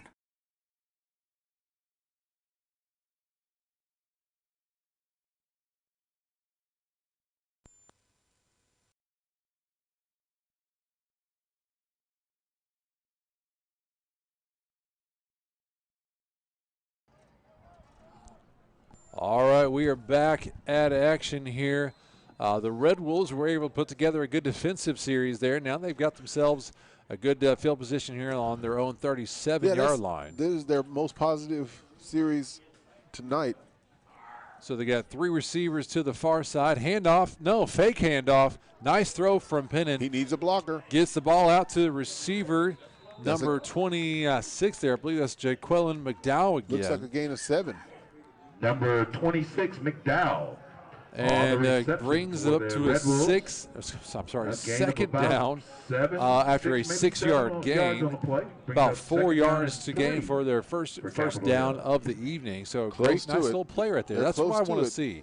Just a quick play. Let the receiver do the work for them. If they can spread the ball out, spread the field, and that line can hold just a little bit, there's a shot. Handoff goes to Flowers, bangs forward for about a yard there. Maybe got he was totally stopped. He was totally stopped, but he used his strength right there. We've seen him use his he's got some pretty strong legs there. We've seen him earlier in the game take a couple defenders with him, and his lineman has got his back. They're going to push him forward a little bit, so he's not scared of contact, that's for sure. Three receivers to the near side. Flowers behind Pennon right now. We've got 3rd and 3. The pass was intended. It looked for Brooks, intended for Brooks right there, but Brooks wasn't either looking for it or just maybe he stopped on the play. And that brings up Pennon got that ball out pretty quick there. Yeah, he was trying to throw it. He threw it really quick because he had a lot of pressure on him. I'm not sure if the receiver was going to the right spot or not, but either way, incomplete pass intended for Brooks. They're going to go for it on 4th and I think that's probably a good decision right now. This is the closest they've had to a first down. And this would be their first down of the night. I would get it to the outside. Oh. All right, so we're going to have offsides on the offense there. Play offsides. 26 McDowell again. So the one that just made the play not too long ago now sets him back 5 yards. That'll bring up line and brings up a 4th down. And 9. And about 7 yards to go. So for the Red Wolves. Scoreboard says 9. Announcer says 7. We'll go with the announcer. It's about 7 yards there. I think that's about right. All right, so we've got just about 20 seconds left to go in the half, and they've got their kicker back, Suarez. Got a last-minute addition to the line here. They're bringing in Ridley on the line. They may be down a man right there. They might just let this clock run out and escape out of this the half right now.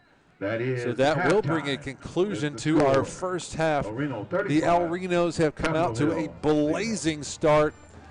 Score up 35-0 over the Capitol Hill Red Wolves. It's time to kind of head back into the locker room, D, and really kind of go back to the drawing board for the Red Wolves. But we're going to take a break. Come back for our halftime show. Come back for our give you kind of a recap, our scoring recap so far from the game, give you some more insight into the second half. We do appreciate you tuning in here on CBS Sports Radio 105.3. And if you're tuning into our YouTube page on All City Sports, you can catch us there, our live streaming. If you're listening, you can catch us on YouTube. If you're watching on YouTube, you can catch us on the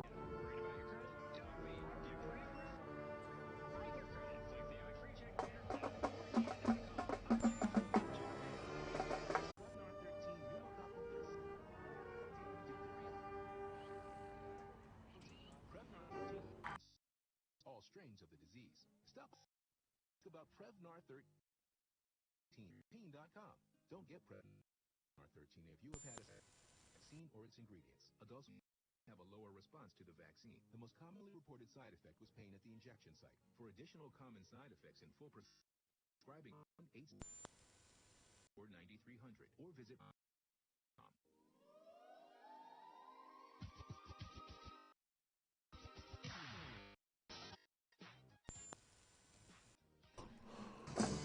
All right, guys, so welcome back. We are at halftime here at Capitol Hill High School at Spiegel Stadium. There it was. I was going to say Beagle, but that didn't sound right. So Spiegel Stadium. We also want to give some thanks to our sponsors tonight. We have a good amount of sponsors that we appreciate here. We have Dick's Sporting Goods, Tinker Federal Credit Union, the Black Chronicle newspaper, Chuck Davis from State Farm, Geronimo's Bakery, First Security Bank, Super Prep, ATCLF Incorporated, Paul LJ the DJ Littlejohn, and we want to give thanks to all of those sponsors for being able to be a part of this broadcast and these wonderful high school games, and we appreciate all of their ability to be with us on these Thursday nights, Friday nights, to be able to put out these games for these young athletes. Now, D, after a pretty rough half for the Red Wolves, I'm pretty sure that Clay Sizemore has got his team in that locker room right now, probably playing a little bit of a dad figure right now.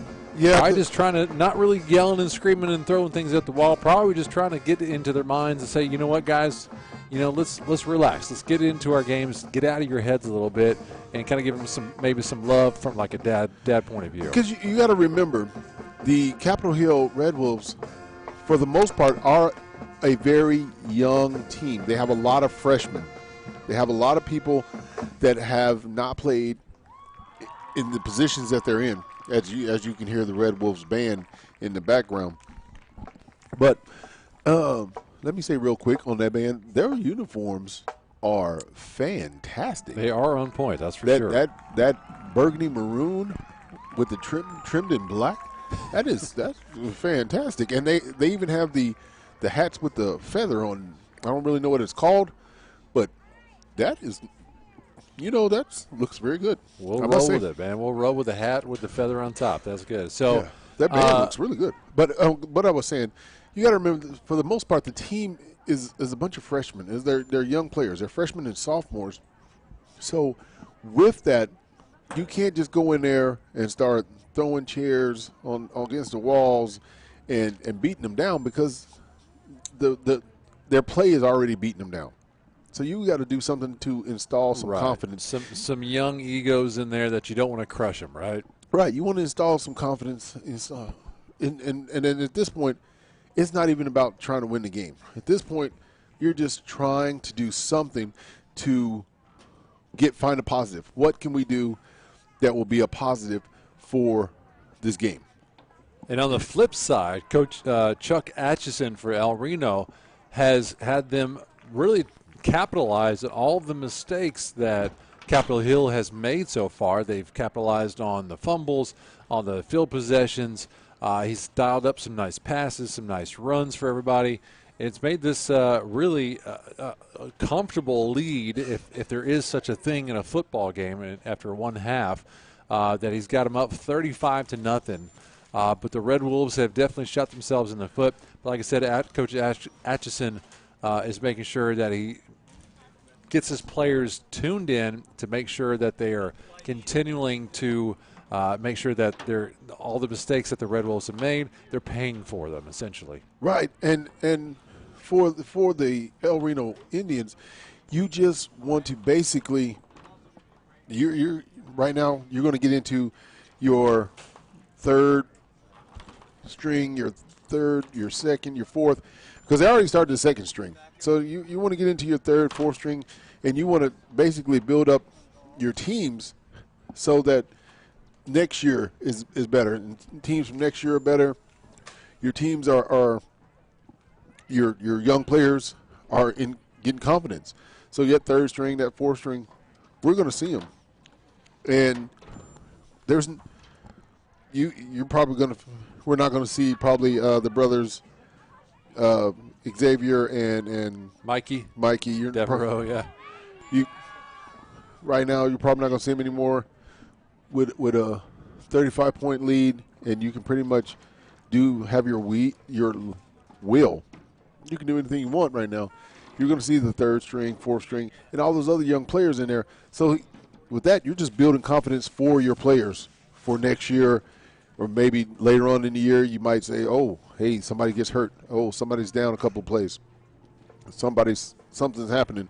You're in now. So it won't be a fresh and you're deer in the headlights, I don't know what to do moment.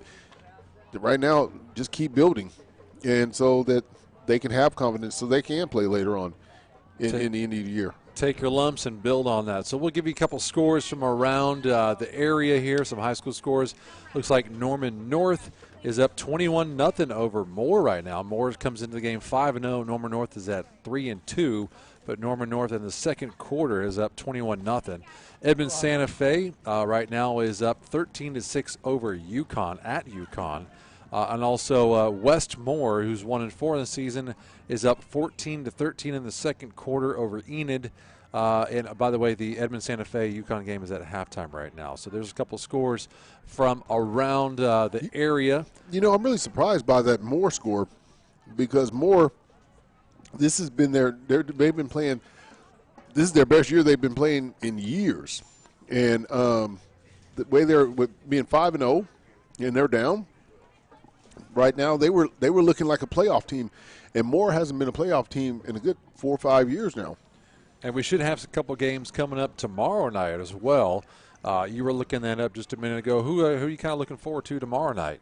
Well, I'm looking forward to the Broken Arrow Edmond game. That's going to be tomorrow night. Edmond Memorial, yeah. Yeah.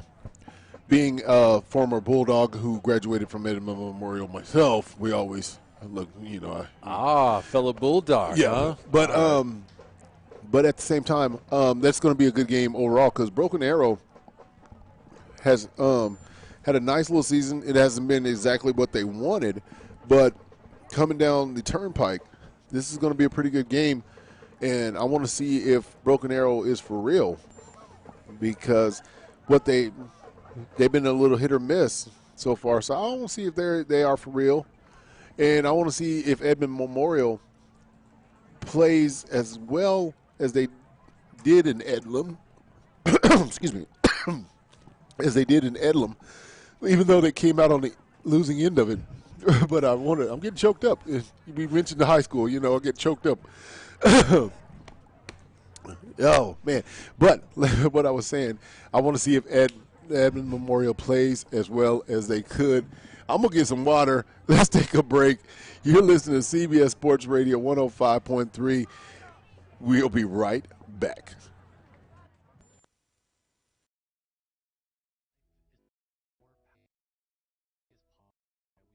Just how many options there are when it comes to where to actually get a car. Dealerships, websites, auctions, private sellers, and so on. But knowing exactly where to get your car loan makes it all much less stressful. That's where Communication Federal can help.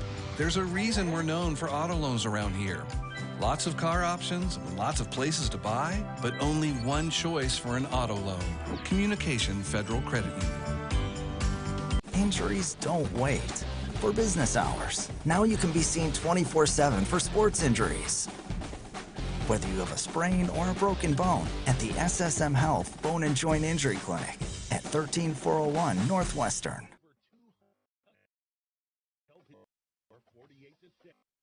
He qualifies for Prep Player of the Year. Congratulations to Edmond Santa Fe for being selected Oklahoma CBS Sports Radio 105.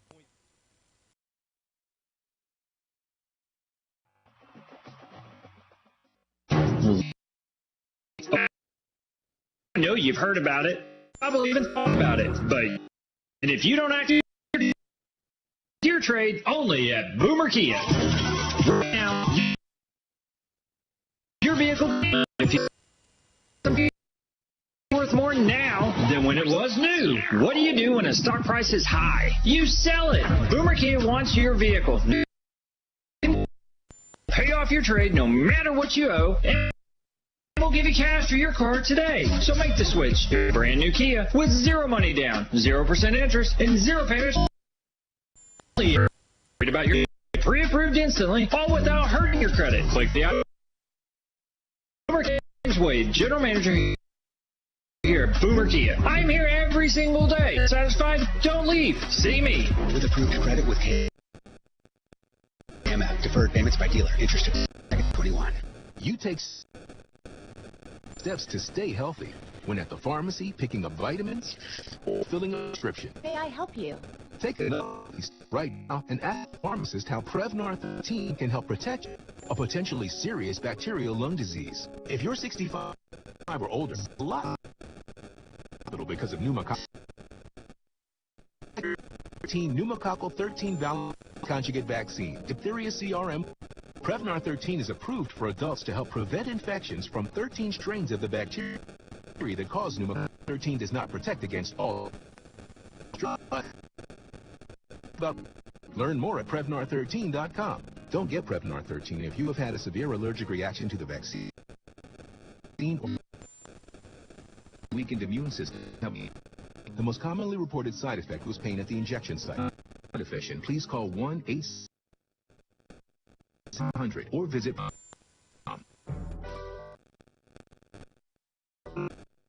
October can only mean one thing. It's OU Texas Weekend. Sports Radio 105.3.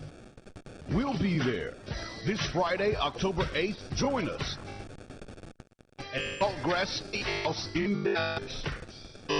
We will broadcast live starting at 2 p.m. with a special edition of Total Sports with James Hill. Then at 4 p.m., former OU quarterback Charles Thompson will be on site for some Texas-sized. And count on PJ Mills to continue to pass the party favors. Download the app streamed by PPB. Roll with you. There will be drinking weekend long. So come hang out with CBS at Saltgrass 4101 LBJ Freeway. Make us a Texas experience. We are CBS Sports Radio 105.3.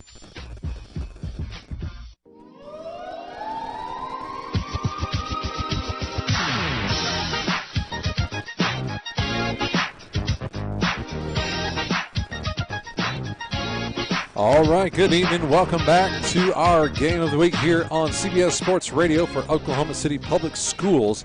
We are here at Spiegel Stadium at Capitol Hill. Start the second half. The Reno Indians have taken up a 35-0 lead over the Capitol Hill Red Wolves right now.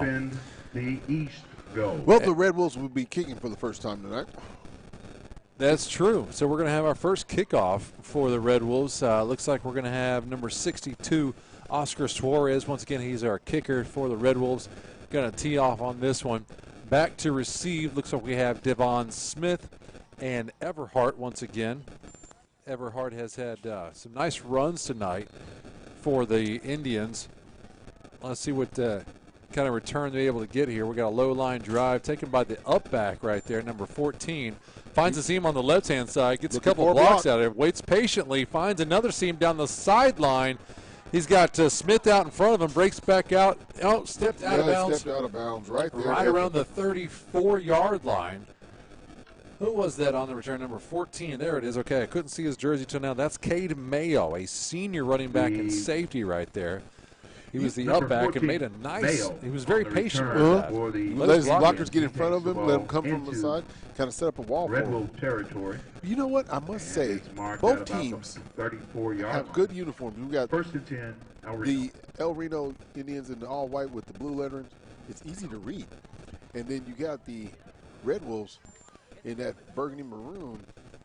But with the white letters. You must be the fashion guru of the night, complimenting the band on their uniforms now, complimenting the players. I like stuff when it's easy to see, and the bright colors, and it's easy to see, and it's don't hurt my old eyes, and so I like that. Doesn't hurt your old eyes. Yeah, I got 4 of them, and it's hard to see. I had to put my good glasses on. All right, so now looks like we have another new quarterback for El Reno. That looks like to be Elijah Fisher. Takes up the quarterback draw up the middle, gets drugged down by Nasheed Flowers. Quarterback keeper. So Fisher is now in at quarterback. We had kind of already 2 quarterbacks in the first half. We had Cooper Park for the first quarter. Devon Smith seemed to be there for most of the second quarter. I don't know if either one of them are injured, or maybe they're just kind of keeping things fresh, keep guys from getting injured, or what. Like we were talking about at halftime, I think it's gone down because there's nobody getting worked on. So it's more of let's get some youth and get some work done. Everhart and the quarterback there have a little bit of a issue right there. Fisher and Everhart kind of had a little bump into each other and said, "You got it, no, you got it, and I got it." They were kind of confused right there. Caused the ball a fumble. Hit the floor, but the turf bounced it back up to the tailback, and he lost yards, but he still made it positive enough to do something out of it. A lucky break on the play. Still brings up third down and about 5 for the Indians on this play. They've got 3 receivers to the far side. Looks like we have Xavier Cardi, King Samad, and a snap. Another kind of a questionable handoff there. Well, I think that was Devin Bush. Number 75. Jacob Bush, excuse me. Jacob Bush, once again, he's had some nice tackles on the night. He's doing everything he can from a defensive standpoint to make sure that all 3 of his tackles tonight have been for loss. They have been in the backfield. He's usually gotten a good grasp of the jersey. That one he was able to get the whole body and bring it down. He's doing everything he can. So Jacob Bush is definitely bringing his game tonight, a sophomore linebacker for the Red Wolves, number 25. Fisher still in at quarterback. Everhart's going to line up on his right-hand side now. 3 receivers to the far side. 6-man lineman there. Good time to pass. He's looking right. Has 1 man over the middle, but he passes to the sideline. Finds a little bit of room before he gets pushed out on the sideline right there. That pass went to King Samad. And it's going to be close to a first down marker. Looks like they're getting the benefit of the doubt. This one I see the moves changing. The chains moving. That was a little dyslexic of me there. But hey, when it works. The moves are changing, the chains are moving. We got it figured out there. All right, so the chains are moving on that one. Brings up a new set of downs for the Indians on their own 24-yard line. 3 receivers come down to the near side. Everhart lines up on the left side as well. I go back to the run right here. They do go back to the run. Everhart finds some room on the right-hand side, gets brought down right around the 10-yard line there. Everhart on the carry. Nice little run. Think that gets a first down on the play. I do see the chains moving. There we go. Got that one right. Moving chains moving. Either way, I think it's an old song from the 60s. Dawson Holland now in a receiver for El Reno, as is King Samad and Xavier Cardi. This will be your 3 receivers to the near side. He's looking that way. He's got a man in the flat right there, but it's dropped, intended for Dawson Holland. Yeah, he started running number 11 before he caught the ball. Kind of got turned around a little bit, but definitely a catchable ball, but he didn't bring it in all the way. Yeah, second down and 10 for the Indians. Still a catchable ball, but he'll get another shot at it, I'm sure. Call coming in from the sideline from Coach Atchison there. His assistant coaches are Weston McGill, Jeff Klein, Fred Slaughter, Austin Fedderson, Michael Pruitt, Brad Baker, Justin Brown, Zach Spear, Chip Whitworth. A couple more I get to after this play. Another quarterback draw up the middle is going to get into the end zone, almost untouched until he got about into the end zone. So Elijah Fisher gets his first touchdown of the evening. Feels good, gets a little props from his teammate Devon Smith right there. Gets thrown up in the air, gets a good congratulations. So congrats to Fisher for getting a big touchdown right there. So their first touchdown of the second half with just under 7 minutes left to go in the first half. Or excuse me, in the third quarter. I said I don't know how I got first half out of that. In the third quarter. Hollis to kick, Smith to hold, and that kick is good. Still perfect on the night. Yeah. For Solis. Because I cannot count that first one against him because the ball. No. He never got a chance to kick. No kick. It was, definitely did not go against him. So it brings the score now 42-0 in favor of the Indians over the Red Wolves. We're going to take a break after this touchdown, get you a word from our sponsors. We'll be back right after this. Thanks for tuning in. Injuries don't wait. For business hours, now you can be seen 24/7 for sports injuries. Whether you have a sprain or a broken bone, at the SSM Health Bone and Joint Injury Clinic at 13401 Northwestern. The thing with car buying nowadays is just how many options there are when it comes to where to actually get a car. Dealerships, websites, auctions, private sellers, and so on. But knowing exactly where to get your car loan makes it all much less stressful. That's where Communication Federal can help. There's a reason we're known for auto loans around here. Lots of car options, lots of places to buy, but only one choice for an auto loan. Communication Federal Credit Union.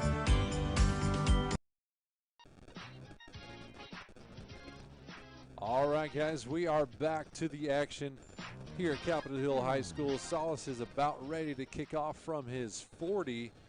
We're going to get a scoring recap from D after this possession on our scores from the first half, and then we got one in the second half so far. But Brooks takes the kickoff for the Red Wolves, brings it up to about his 18-yard line. D, what kind of a scoring recap do we have from the first half there? All right, there was a one-play, 1-yard touchdown run. That was by Mike Ivanovic. 14, Brooks. 2-point conversion was successful. Then there was a 14-yard touchdown run. 4 plays by the Indians, 14 points, 2 turnovers, and a punt for the Red Wolves.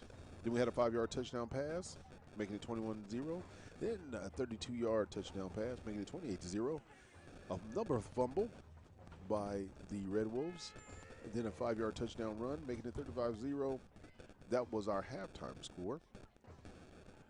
And then now we just had our first opening score in the third quarter, making it 42-0, a 13-yard run by our third-string quarterback for the Indians.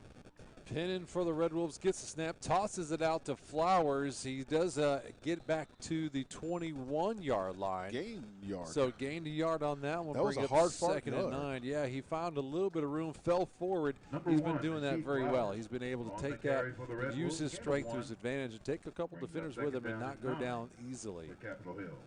So that'll bring up 2nd and 9 for the Red Wolves. They're going to go with 4 receivers, 2 on the near side, 2 on the far side. Flowers still behind Pennon in a pistol formation. Better snap this time. Pennon's got some time. Looks downfield. He's got a man. That was to incomplete. That was to Andrell Ridley. Ridley was open. Could have gotten one. It kind of stopped a little bit early on the play, I thought. I don't know. What did you think? It could have been – that could have been offense or defensive pass interference because both of them, their feet got tangled up. There was a little bit of pushing. But no flag, no harm, no flag. So Andrell Ridley was the intended receiver. He's a senior wide receiver. That was their best probably chance at a downfield completion so far for this game, but just still came up with no quarterback's going to keep it there. Pennon takes the snap. He's kind of wiggling around. Finally found some room around the right-hand side. Gets up to the 25-yard line. So now we're going to be faced with a 4th and 5 for the Red Wolves. In your own territory. To go for Capitol Hill. Me, I would punt. If I was coaching the Red Wolves, I'd punt here. Looks like Coach Sizemore is going to dial up another offensive play. He says, let's go for it. What do we got to lose? So 4th and 5, 3 receivers to the far side, north part of the field. But the Red Wolves are going to think about this one a little bit. They're going to take a timeout, see if they can come up with a good play for 4th and 5. We'll do the same. We'll get a word in from our sponsors. Thanks for tuning in to OKC CBS Sports Radio 105.3 Game of the Week. We'll be back right after these messages. Please don't wait for business hours. Now you can be seen 24/7 for sports injuries. Whether you have a sprain or a broken bone, at the SSM Health Bone and Joint Injury Clinic at 13401 Northwestern. The thing with car buying nowadays is just how many options there are when it comes to where to actually. Don't wait for business hours. Now you can be seen 24/7 for sports injuries. Whether you have a sprain or a broken bone, at the SSM Health Bone and Joint Injury Clinic at 13401 Northwestern.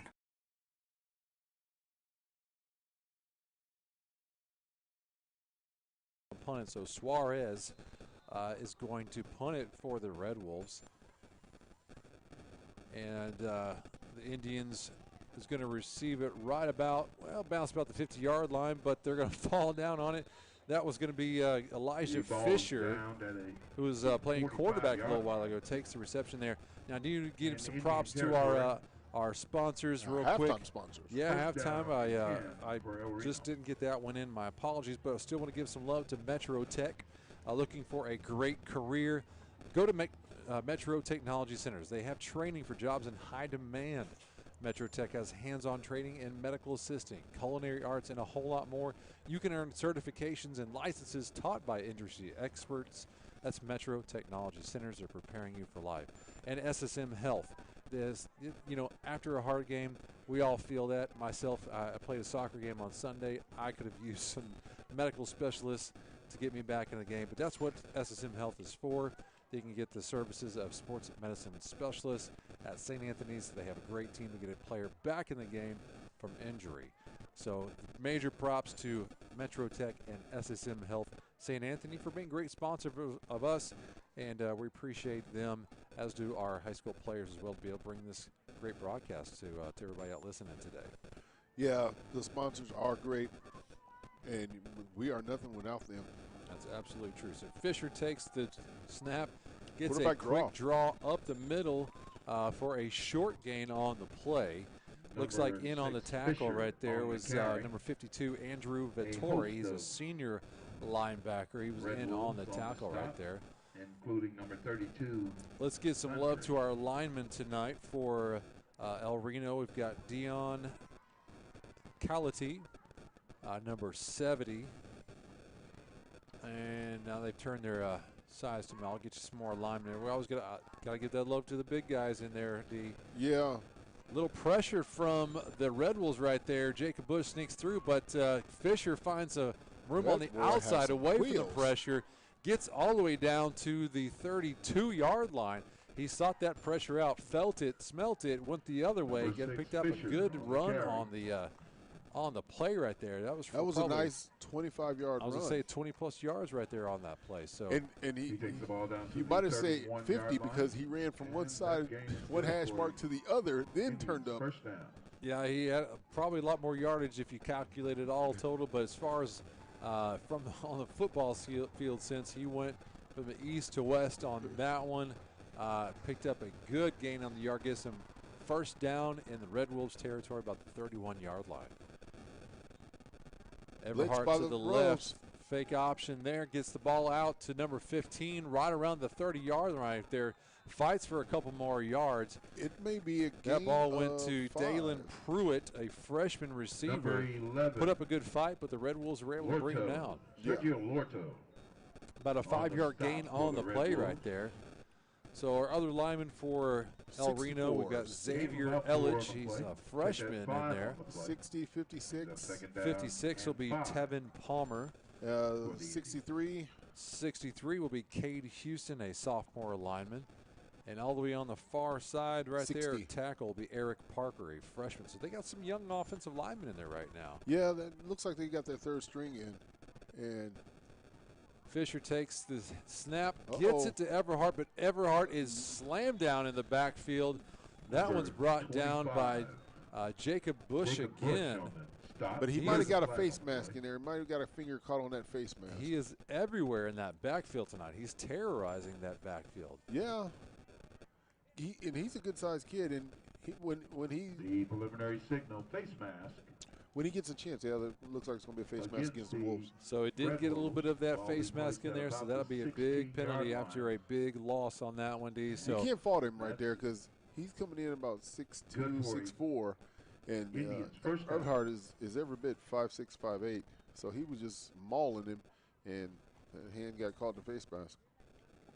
Brings up 1st and 10 on the, looking at the 16-yard line now. Fisher has got 3 receivers to his right. Takes the draw up the middle. Gets met by a couple of Red Wolves defenders right there. Yeah, that was run all the way. That was quarterback draw all the way because the receivers didn't even try to run a route. They just went straight to blocking. Elias Soudry on the tackle right there, one of their captains for the game. For El Reno. Still a manageable second down right now. You've got about a 2nd and 7 right now. All right, that's the end of the third period. Third quarter does come to an end. That's our score of 42 for the El Reno Indians, 0 for the Capitol Hill Red Wolves. We're going to go to a break, get a word in from our sponsors.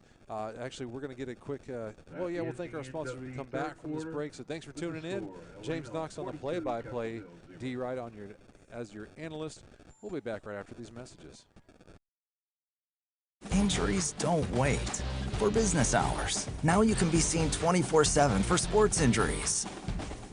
Whether you have a sprain or a broken bone, at the SSM Health Bone and Joint Injury Clinic at 13401 Northwestern.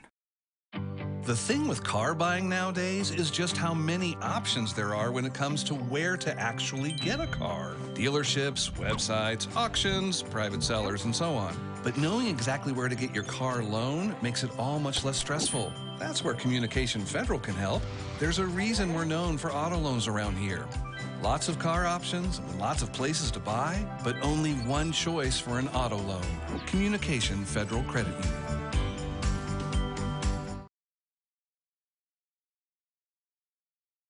From our sponsors that we need to thank so much for. That includes some great sponsors such as Dick's Sporting Goods, Tinker Federal Credit Union, the Black Chronicle newspaper, Chuck Davis of State Farm agent Chuck Davis.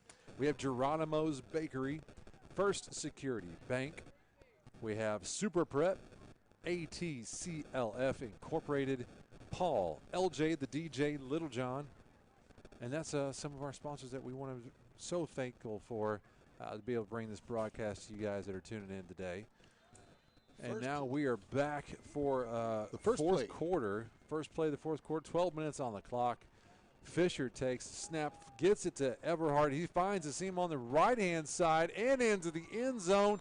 He just kind of followed just a nice little simple curve around, saw daylight into the end zone, and gets right in there quite easily right there. For the Indians there. Another touchdown, their second touchdown of the second half right now. You can hear the band in the background giving a little love to the Indians right there. So a nice little play and run for Everhart. He's having a heck of a game. Yeah, he is. And he just followed his blockers right there and followed the whole round, making that easy 13-yard run. Took it from one hash to the other using his blockers. Devon Smith once again holding and Solis to kick. Should bring the score to 49. We do have a little bit of offsides, defensive on the defense right there. Yeah, the Red Wolves trying to block it. A little eager there for number 9. That's Dante Neal, a freshman linebacker. Can't fault him, man. I'm trying to get in there. Little quick on the draw. That won't really help the Indians out too much on this kick right now. They're going to decline the penalty, so they'll just re-kick it from the same spot. The penalty is declined. We will re-kick. And here. All right, the kick is up. Great height on that one. It's good. And it is good for Solis.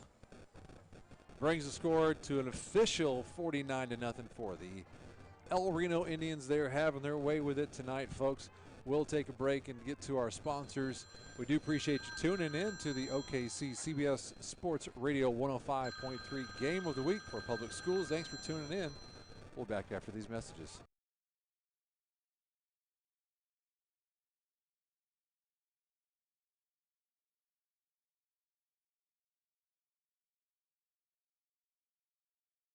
And so on. But knowing exactly where to get your car loan makes it all much less stressful. That's where Communication Federal can help.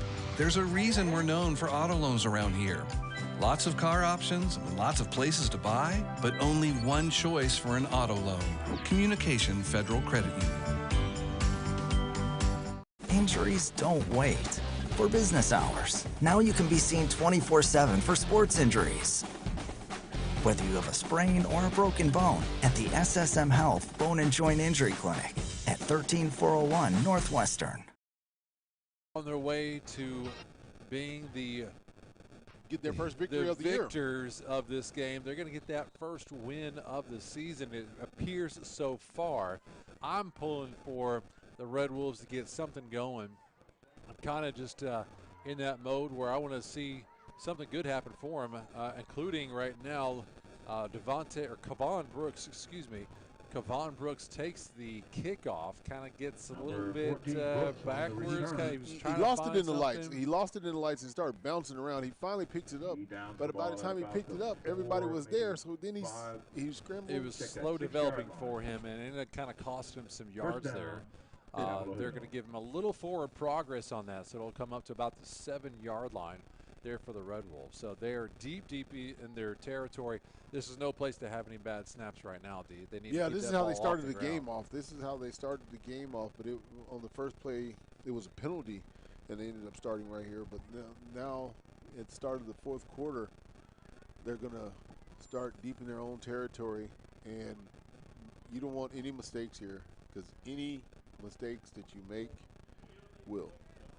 It'll be kind of exponential. It'll be a lot more than a simple mistake if you're on the other half of the field. So Pennon back in at quarterback. Looks like he's got Flowers once again behind. No, I'm sorry, that's not Flowers. That's going to be. It looks like Elias Saldry. Yep. Now he was not down. He's like, come on, guys, give me the benefit of the doubt. Let me run around this side route here. Yeah, I can't blame him. He was not down. He never got put on the ground. They just the whistle blew because his forward motion is stopped. And he was ready to keep running. He said, "I'm a bulldog in the China shop, and I'm going to run." So the captain Saldry lost a couple yards on that one. Kind of again a slow developing handoff there, but now Pennon's looking to the left, gets brought down in the end zone. It appears, or the referee's going to give him the benefit of the doubt. All right, so they're out of the 1-yard line. He gets brought down in the end zone, but the referees are going to be give him that that little stretch of the arm there to keep it out of the end zone. So the 2 points do not go on the board. His body's there, but he stretched the ball away from the end zone. So now it's going to bring up a long third down. So we're looking at 3rd and 16. About it's about 15 now. Quarterback's going to roll the pocket. Runs out to right. Gets a little last-minute throw out to the receiver there. Finds some lane down the right sideline. A nice play for Pennon. That's the first down of the evening. Red Wolves. First down. They got their first down of the night. And the PA announcer is milking this first down, and I love it. This is their first down of the game. Hey, let's get excited about this. That was hey, let's give Pennon credit where credit's due. Pennon made a nice throw. It was a run-pass option, and could he run it. found the open receiver. The receiver did the rest of the work, picks up a first down, brings it out to the 28-yard line. Now he's coming out to the left-hand side. Maybe a face mask there. Yep, I do see the penalty flag there. There is a flag. So they're going to get another good amount of yardage out of this one here. This is what they need. They need a good play. Get that juice going. The adrenaline is up. Yeah, you can get a confidence booster. You can start growing, and it's something to build on. So now the Red Wolves have dug themselves out of deep territory. They were on their 1 yard line. Now they've got a first down all the way on the 42 yard. They got their second first down of the game. They are moving the ball now. So we've got under 8 minutes left on the clock in the fourth quarter. The Red Wolves are feeling it now. A big play, big penalty. Pennon looks to the left. Pass intended for number 26, Jaqueline McDowell. You know, it might have got blocked a little bit. I couldn't tell, but it looked like one of the defensive linemen for the Indians might have got his hand up there. There could have been a little tip, yeah, definitely. Also, receiver right now, Alberto Vasquez. He's down on the near side right here. So him and McDowell lined up on the near side. And I'd run that run pass option again. Just to the other side. It worked before. Why not stick with it? Find something, get him out of space, get him out from behind that line to where he can have an option right there. Oh, my. All right, so we have a handoff in the backfield from the RPO there. Couldn't quite tell. Let's see here. Was that Saldry again? Yeah, so Saldry got the handoff right there. But looks like we're going to have an injured player there. Saldry met immediately in the backfield, had no time to even find a hole. So we do have an injury on the field, so we're going to take an injury timeout with our broadcast. We'll take give some time to our sponsors and let you guys get some popcorn and get back grab to the a drink if you need to. We'll be back after these short messages. Thanks for tuning in. Don't go too far. Injuries don't wait. For business hours, now you can be seen 24/7 for sports injuries. Whether you have a sprain or a broken bone, at the SSM Health Bone and Joint Injury Clinic at 13401 Northwestern. The thing with car buying nowadays is just how many options there are when it comes to where to actually get a car. Dealerships, websites, auctions, private sellers, and so on. But knowing exactly where to get your car loan makes it all much less stressful. That's where Communication Federal can help. There's a reason we're known for auto loans around here. Lots of car options, lots of places to buy, but only one choice for an auto loan. Communication Federal Credit Union. Good Thursday evening. Thanks for sticking with us here on CBS Sports Radio 105.3 FM HD1. This is our Oklahoma City Public Schools game of the week. We've got the Reno Indians. We have the Capitol Hill Red Wolves. Indians are having a terrific game right now. We'll still have an injury on the field, so we'll take a little time with 7 minutes left on the clock on the fourth quarter here. With the Indians up 49-0. Now, D, we're seeing some good stuff come out of the Red Wolves right now. Yeah, this is what they wanted to start the game out with, but once they had that open penalty and then the first fumble, from there it just kind of snowballed on them. And what they wanted to do, we said at pregame that they needed to snowball going in a positive direction. Yep. They got the snowball. It just went into a negative direction. And this is the first time all night that they've had some positivity moving in their way, and they're able to. They should be able to build on this, especially if they get, dare I say, in the end zone. So the last two plays have been unproductive for them. The first play was an incomplete pass, and then they had a run. Lost for a yard in the backfield there. They have an injured player right now. It's one of the linemen. Yeah, Andrew Vittori, number 52. He's a senior lineman right now. Yeah, and it's a lower leg injury, so we're not really sure. He's getting a little help off the field right now. So we hope he has some better luck at the end of the night and isn't too bad off right now. They need all the help they can get, especially a senior. You never want a season to get cut short if you're a senior.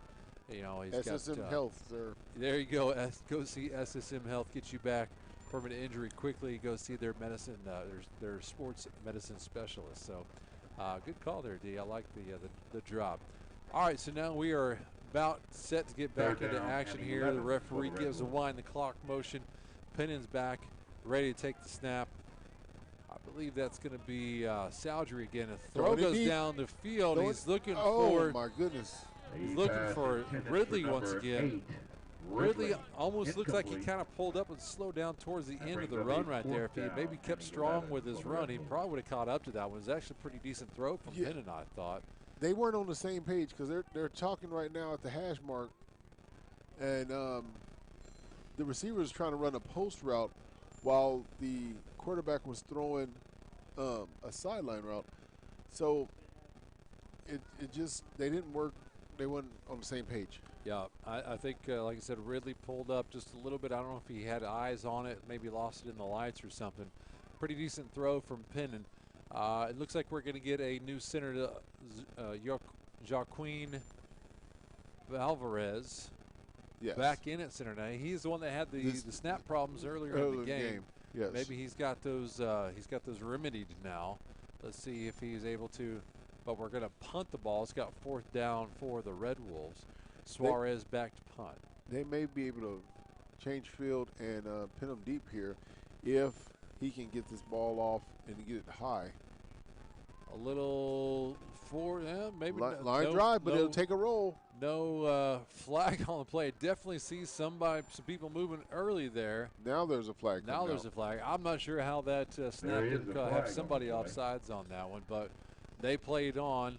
Snap. The kick gets to, I believe that was Fisher there that collected the punt right there. Gets up right around to the 30-yard line. Got an injured Red Wolves player right now. And a flag on the play. That's McDowell kind of giving a little limp right now. He's not feeling too sharp. Yeah, that looks like a cramp. We do have a foul. That was penalties on the Indians. As they move the ball back. So that's going to bring the ball back to the 20-yard line. Placed at the 20-yard line. 1st and 10. A little under 5.5 on the clock now for the rest of the 4th quarter. Fisher looks to be back in at quarterback. He's going to have Everhart to his right. 2 receivers to the far side, 1 to the near side.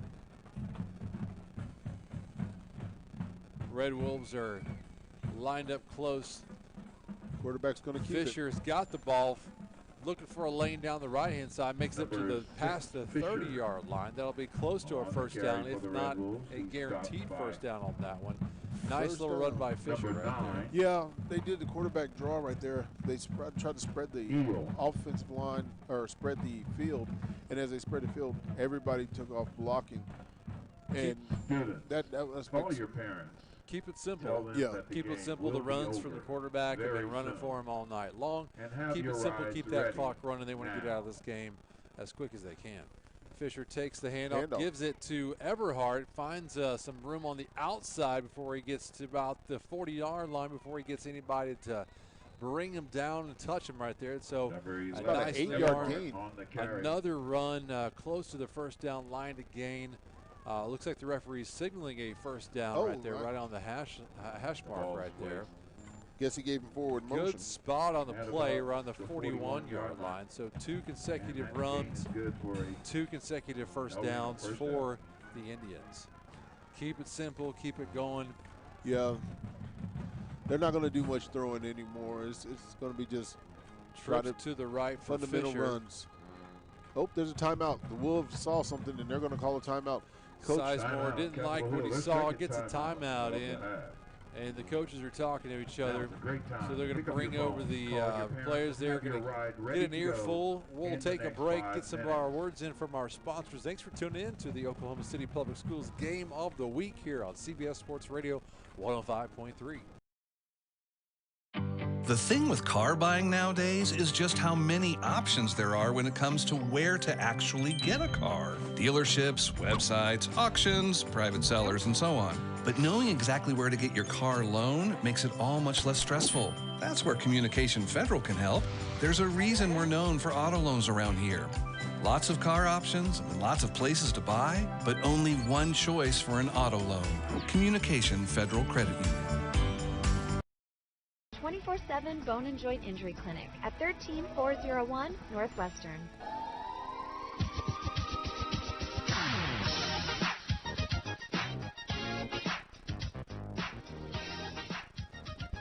So we'll check with our referees and clock keepers here. We have a rolling clock that's got just a few seconds left on it. I don't know if we're going to call this game. No, it's 3:35.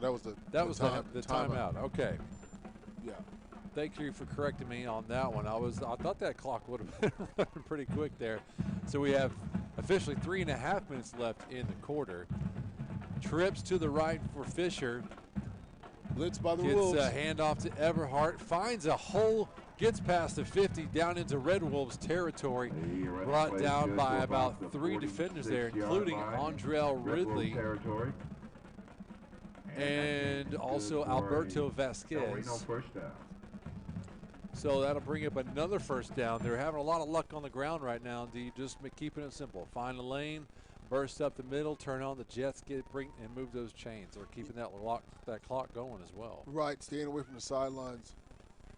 And depending on how long this drive is, this may be the Indians' longest drive of the night. You're right. That has been a pretty long drive for him. Cut back for Everhart. Finds some room. Breaking tackles. He's just kind of juking left and right, getting some defenders to oh, we have a loose ball on the field. Yeah. All right, so who do we have coming up with this one? I'm pretty sure it's going to go in the Indians. Stay with the Indians on that one. It's actually close to a first down, just shy of it. That'll bring up second down, actually. I didn't see the ball even squirt free until I saw a bunch of a pile up there. So it came out right at the last second. I'm pretty sure he was down. And then this one, the ball came out. Dawson Holland lines up just to the south of the 40-yard line, including 2 other receivers in the inside. Fisher's once again taking the snap. Bounces out to the outside there, gets pushed out of bounds around the 26-yard line. That is not what he wanted. Fisher He wanted to stay in bounds, but knocked out of bounds by number 26, Neal. And he got pushed out just at the last second there. So impressive. Got another first down. Impressive quarter for the freshman Fisher on this sort of half even. So I believe he's been playing for the whole half now for a freshman to get in here, do what he's doing with that ball right there. Him and Everhart, also a freshman. That bodes well for 2 freshmen to be playing this well for the future. Yeah, for the El Reno Indians. Their future looks pretty good. He's going to throw it now. Handoff is fake. Finds an open man just short of the end zone, but he turns around and gets the pay dirt right there. That's going to be King Samad right there with the touchdown reception from Fisher.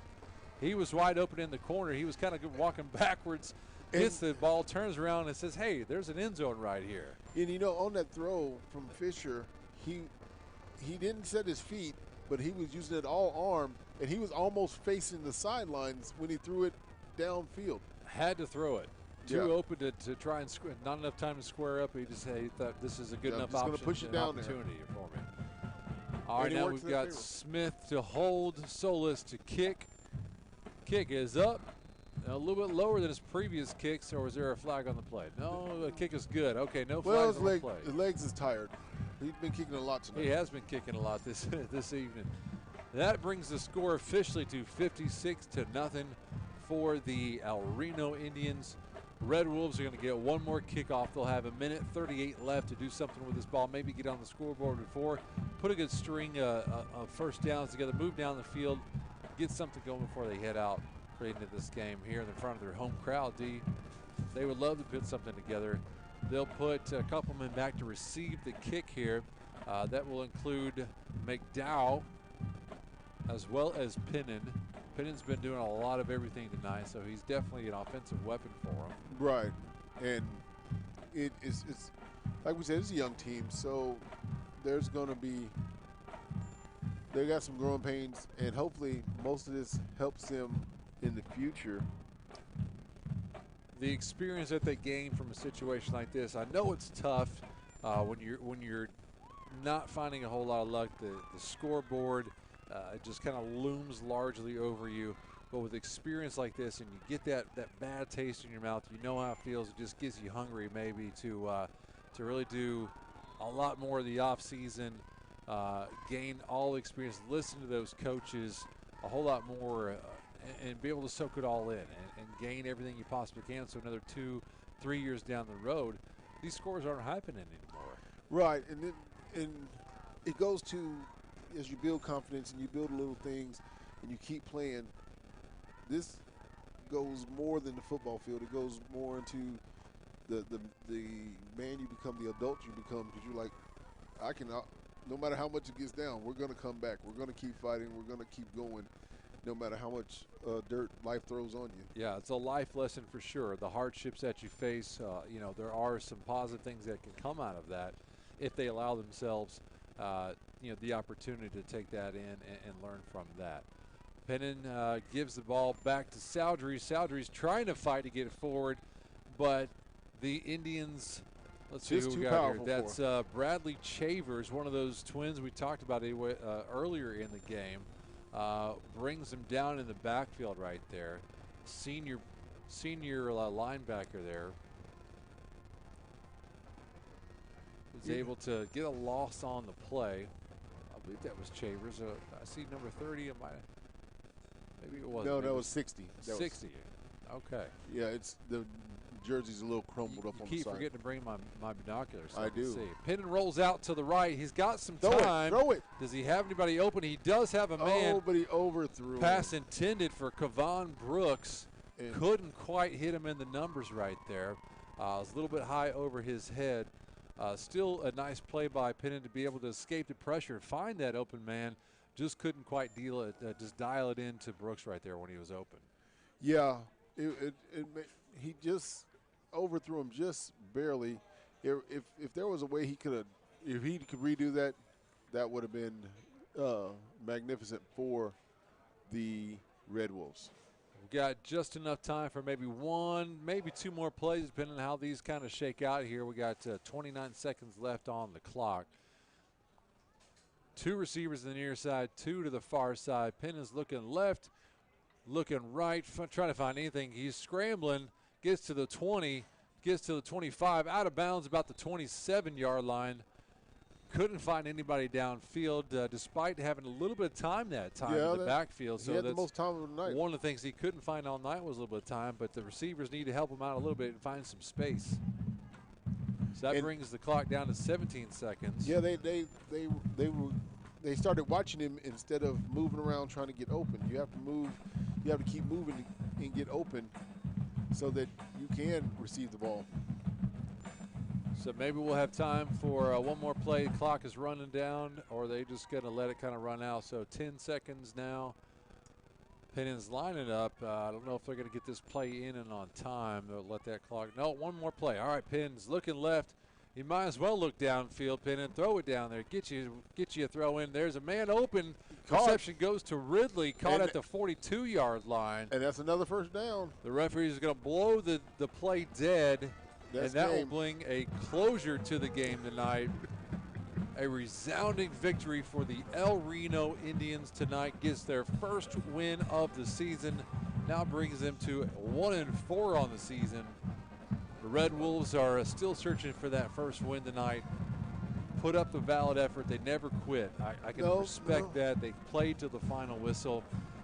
We are going to take a break and then come back with our end of the game, post game sponsor and player of the game. So we're going to consider that, take that into account, and come back with some more news and notes, some more games to look forward to, and thank our sponsors as well. Before we get out of here, we want to thank Dick's Sporting Goods, Tinker Federal Credit Union, the Black Chronicle newspaper, Chuck Davis of State Farm, Geronimo's Bakery, First Security Bank, and Super Prep.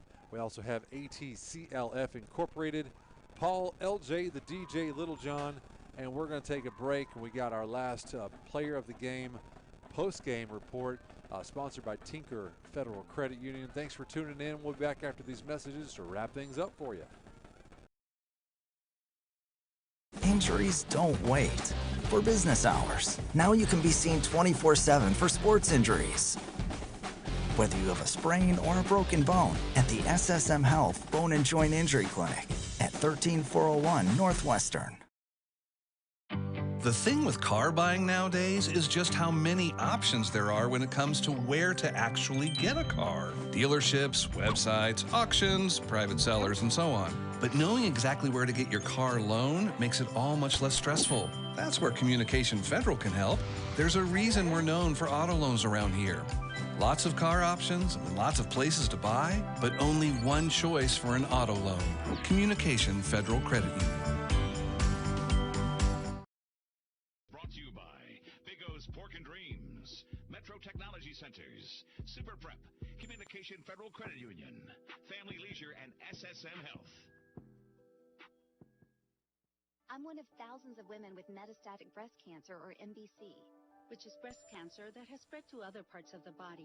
I'm living in the moment and taking Ibrance, palbociclib. Ibrance 125 milligram tablets with an aromatase inhibitor is for postmenopausal women or for men with HR-positive, HER2-negative MBC as the first hormonal-based therapy. Be in your moment. Ask your doctor about Ibrance and visit Ibrance.com. Ibrance may cause low white blood cell counts that may lead to serious infections. Ibrance may cause severe inflammation of the lungs. Both of these can lead to death. Tell your doctor right away if you have new or worsening symptoms, including trouble breathing, shortness of breath, cough, or chest pain. Before taking Ibrance, tell your doctor if you have fever, chills, or other signs of infection, liver or kidney problems, are or plan to become pregnant, or are breastfeeding. Common side effects include low red blood cell and low platelet counts, infections, tiredness, nausea, sore mouth, abnormalities in liver blood tests, diarrhea, hair thinning or loss, vomiting, rash, and loss of appetite. Kansas City Chiefs football is here. KINB 105.3 FM, HD1. Kingfisher, Oklahoma City, a Perry broadcasting station.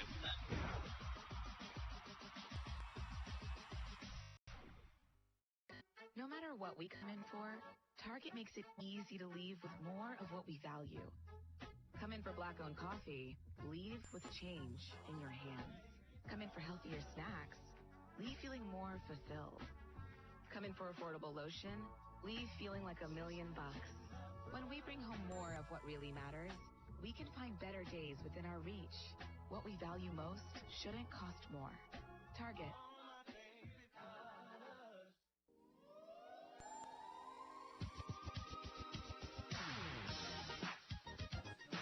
Welcome back, welcome back, welcome back. We have closed things down here at Capitol Hill High School after a game between the El Reno Indians and the Capitol Hill Red Wolves.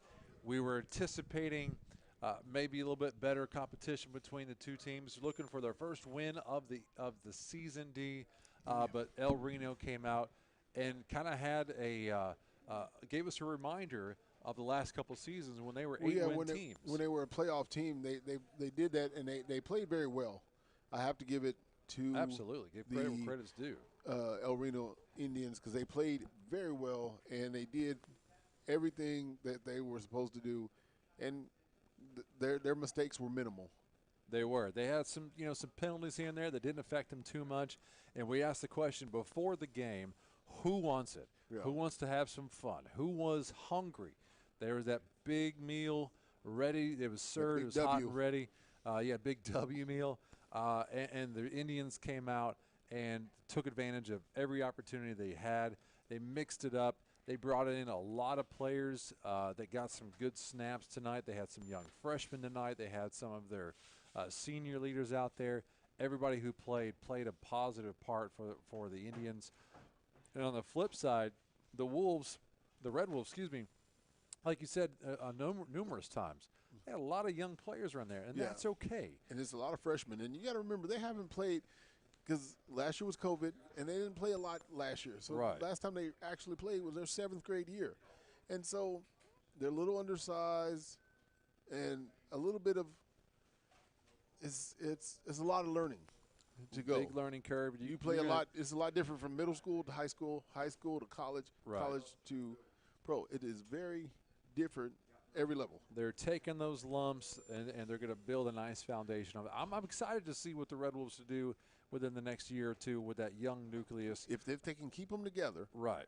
Keep away from transfers or people just losing their interest in football, so they can do something. We knew they were a bit of a wild card coming into the game. We didn't have a lot of information on the team coming into it, but they're going to find something to feel good about. They're going to find their identity here with the next few games in the season. Figure out, hey, some of the best ways to learn is figure out what you're not good at. You're right. And right now they, some of the snaps and just be able to protect their quarterback and give him some time, so they'll be able to build on that. So. There's kind of our wrap-up of the game. Now we're going to move on to our player of the game, D. which was hard to pick out because, quite frankly, Indians had a lot of good players doing a lot of good things. Yeah. And some of them were just for a quarter or two because they were able to bring in a lot of players. They rotated players in from the first series on. They were rotating people in and out and putting up 56 points. There is a lot going on, and a lot of people scored, and a lot of people made great tackles. But for me, and this is the first time in all my years of doing football that I am going to say the kicker for the El Reno Indians is our player of the game. That's the first time I picked a kicker in all my years of football. He was on point tonight. He deserves it. He was on point. He didn't miss. He was out there, and he was deep and accurate. And you say, oh, what about the first one? The first one was not his fault. The ball, bad snap. It was a bad snap, and they made the best of it. So he was on point. Let me tell you his name. That is his name, not to cut you off. No, you're good. That was Kenneth Solis, and he is a sophomore. Sophomore kicker. I'm pretty sure if he stays on the course that he's on, and if he gets a little size on him, we're probably going to see him on a D1 field somewhere. Got a bright future for a sophomore to have a nice leg like that. He was very high, very long with his kickoffs. He had great height on his extra point kicks. And I got to get an honorable mention to one player, and that is Jacob Bush for the Capitol Hill Red Wolves. Good call. Because Jacob Bush, he was in the backfield. It wasn't every play, but the plays that he did get tackles on, he was back there, and he tried his best to put the Red Wolves on his back, making a difference. He did his best he could. He was a one-man show, but I like the honorable mention. He definitely deserves that. He was giving his all. He was definitely stepping up as a leader, showing it. You know, he was showing by physicality there and not giving up on plays that he was representing his team well. So they have a lot to look forward for him the rest of the season. A lot to look up to for the younger guys on the team. We talked about the younger guys. Yeah. Well, he's a sophomore himself, so the sophomores have it tonight. Is he just a sophomore? He is just a then sophomore. He's got a bright future as well. So, folks, we're going to wrap things up. We appreciate everybody tuning in on our radio station here at CBS Sports Radio at 105.3 FM.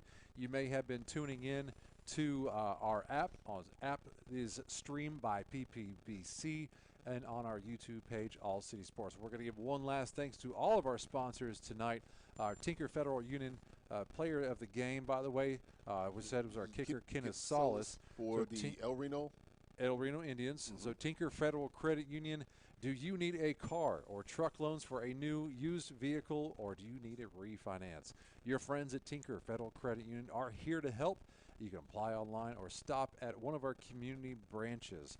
Tinker Federal Credit Union is a place to go for your new or used car loans. We'd appreciate their post-game sponsorship of our player of the game. Congratulations to Kenneth Solis right there at kicker. I love it.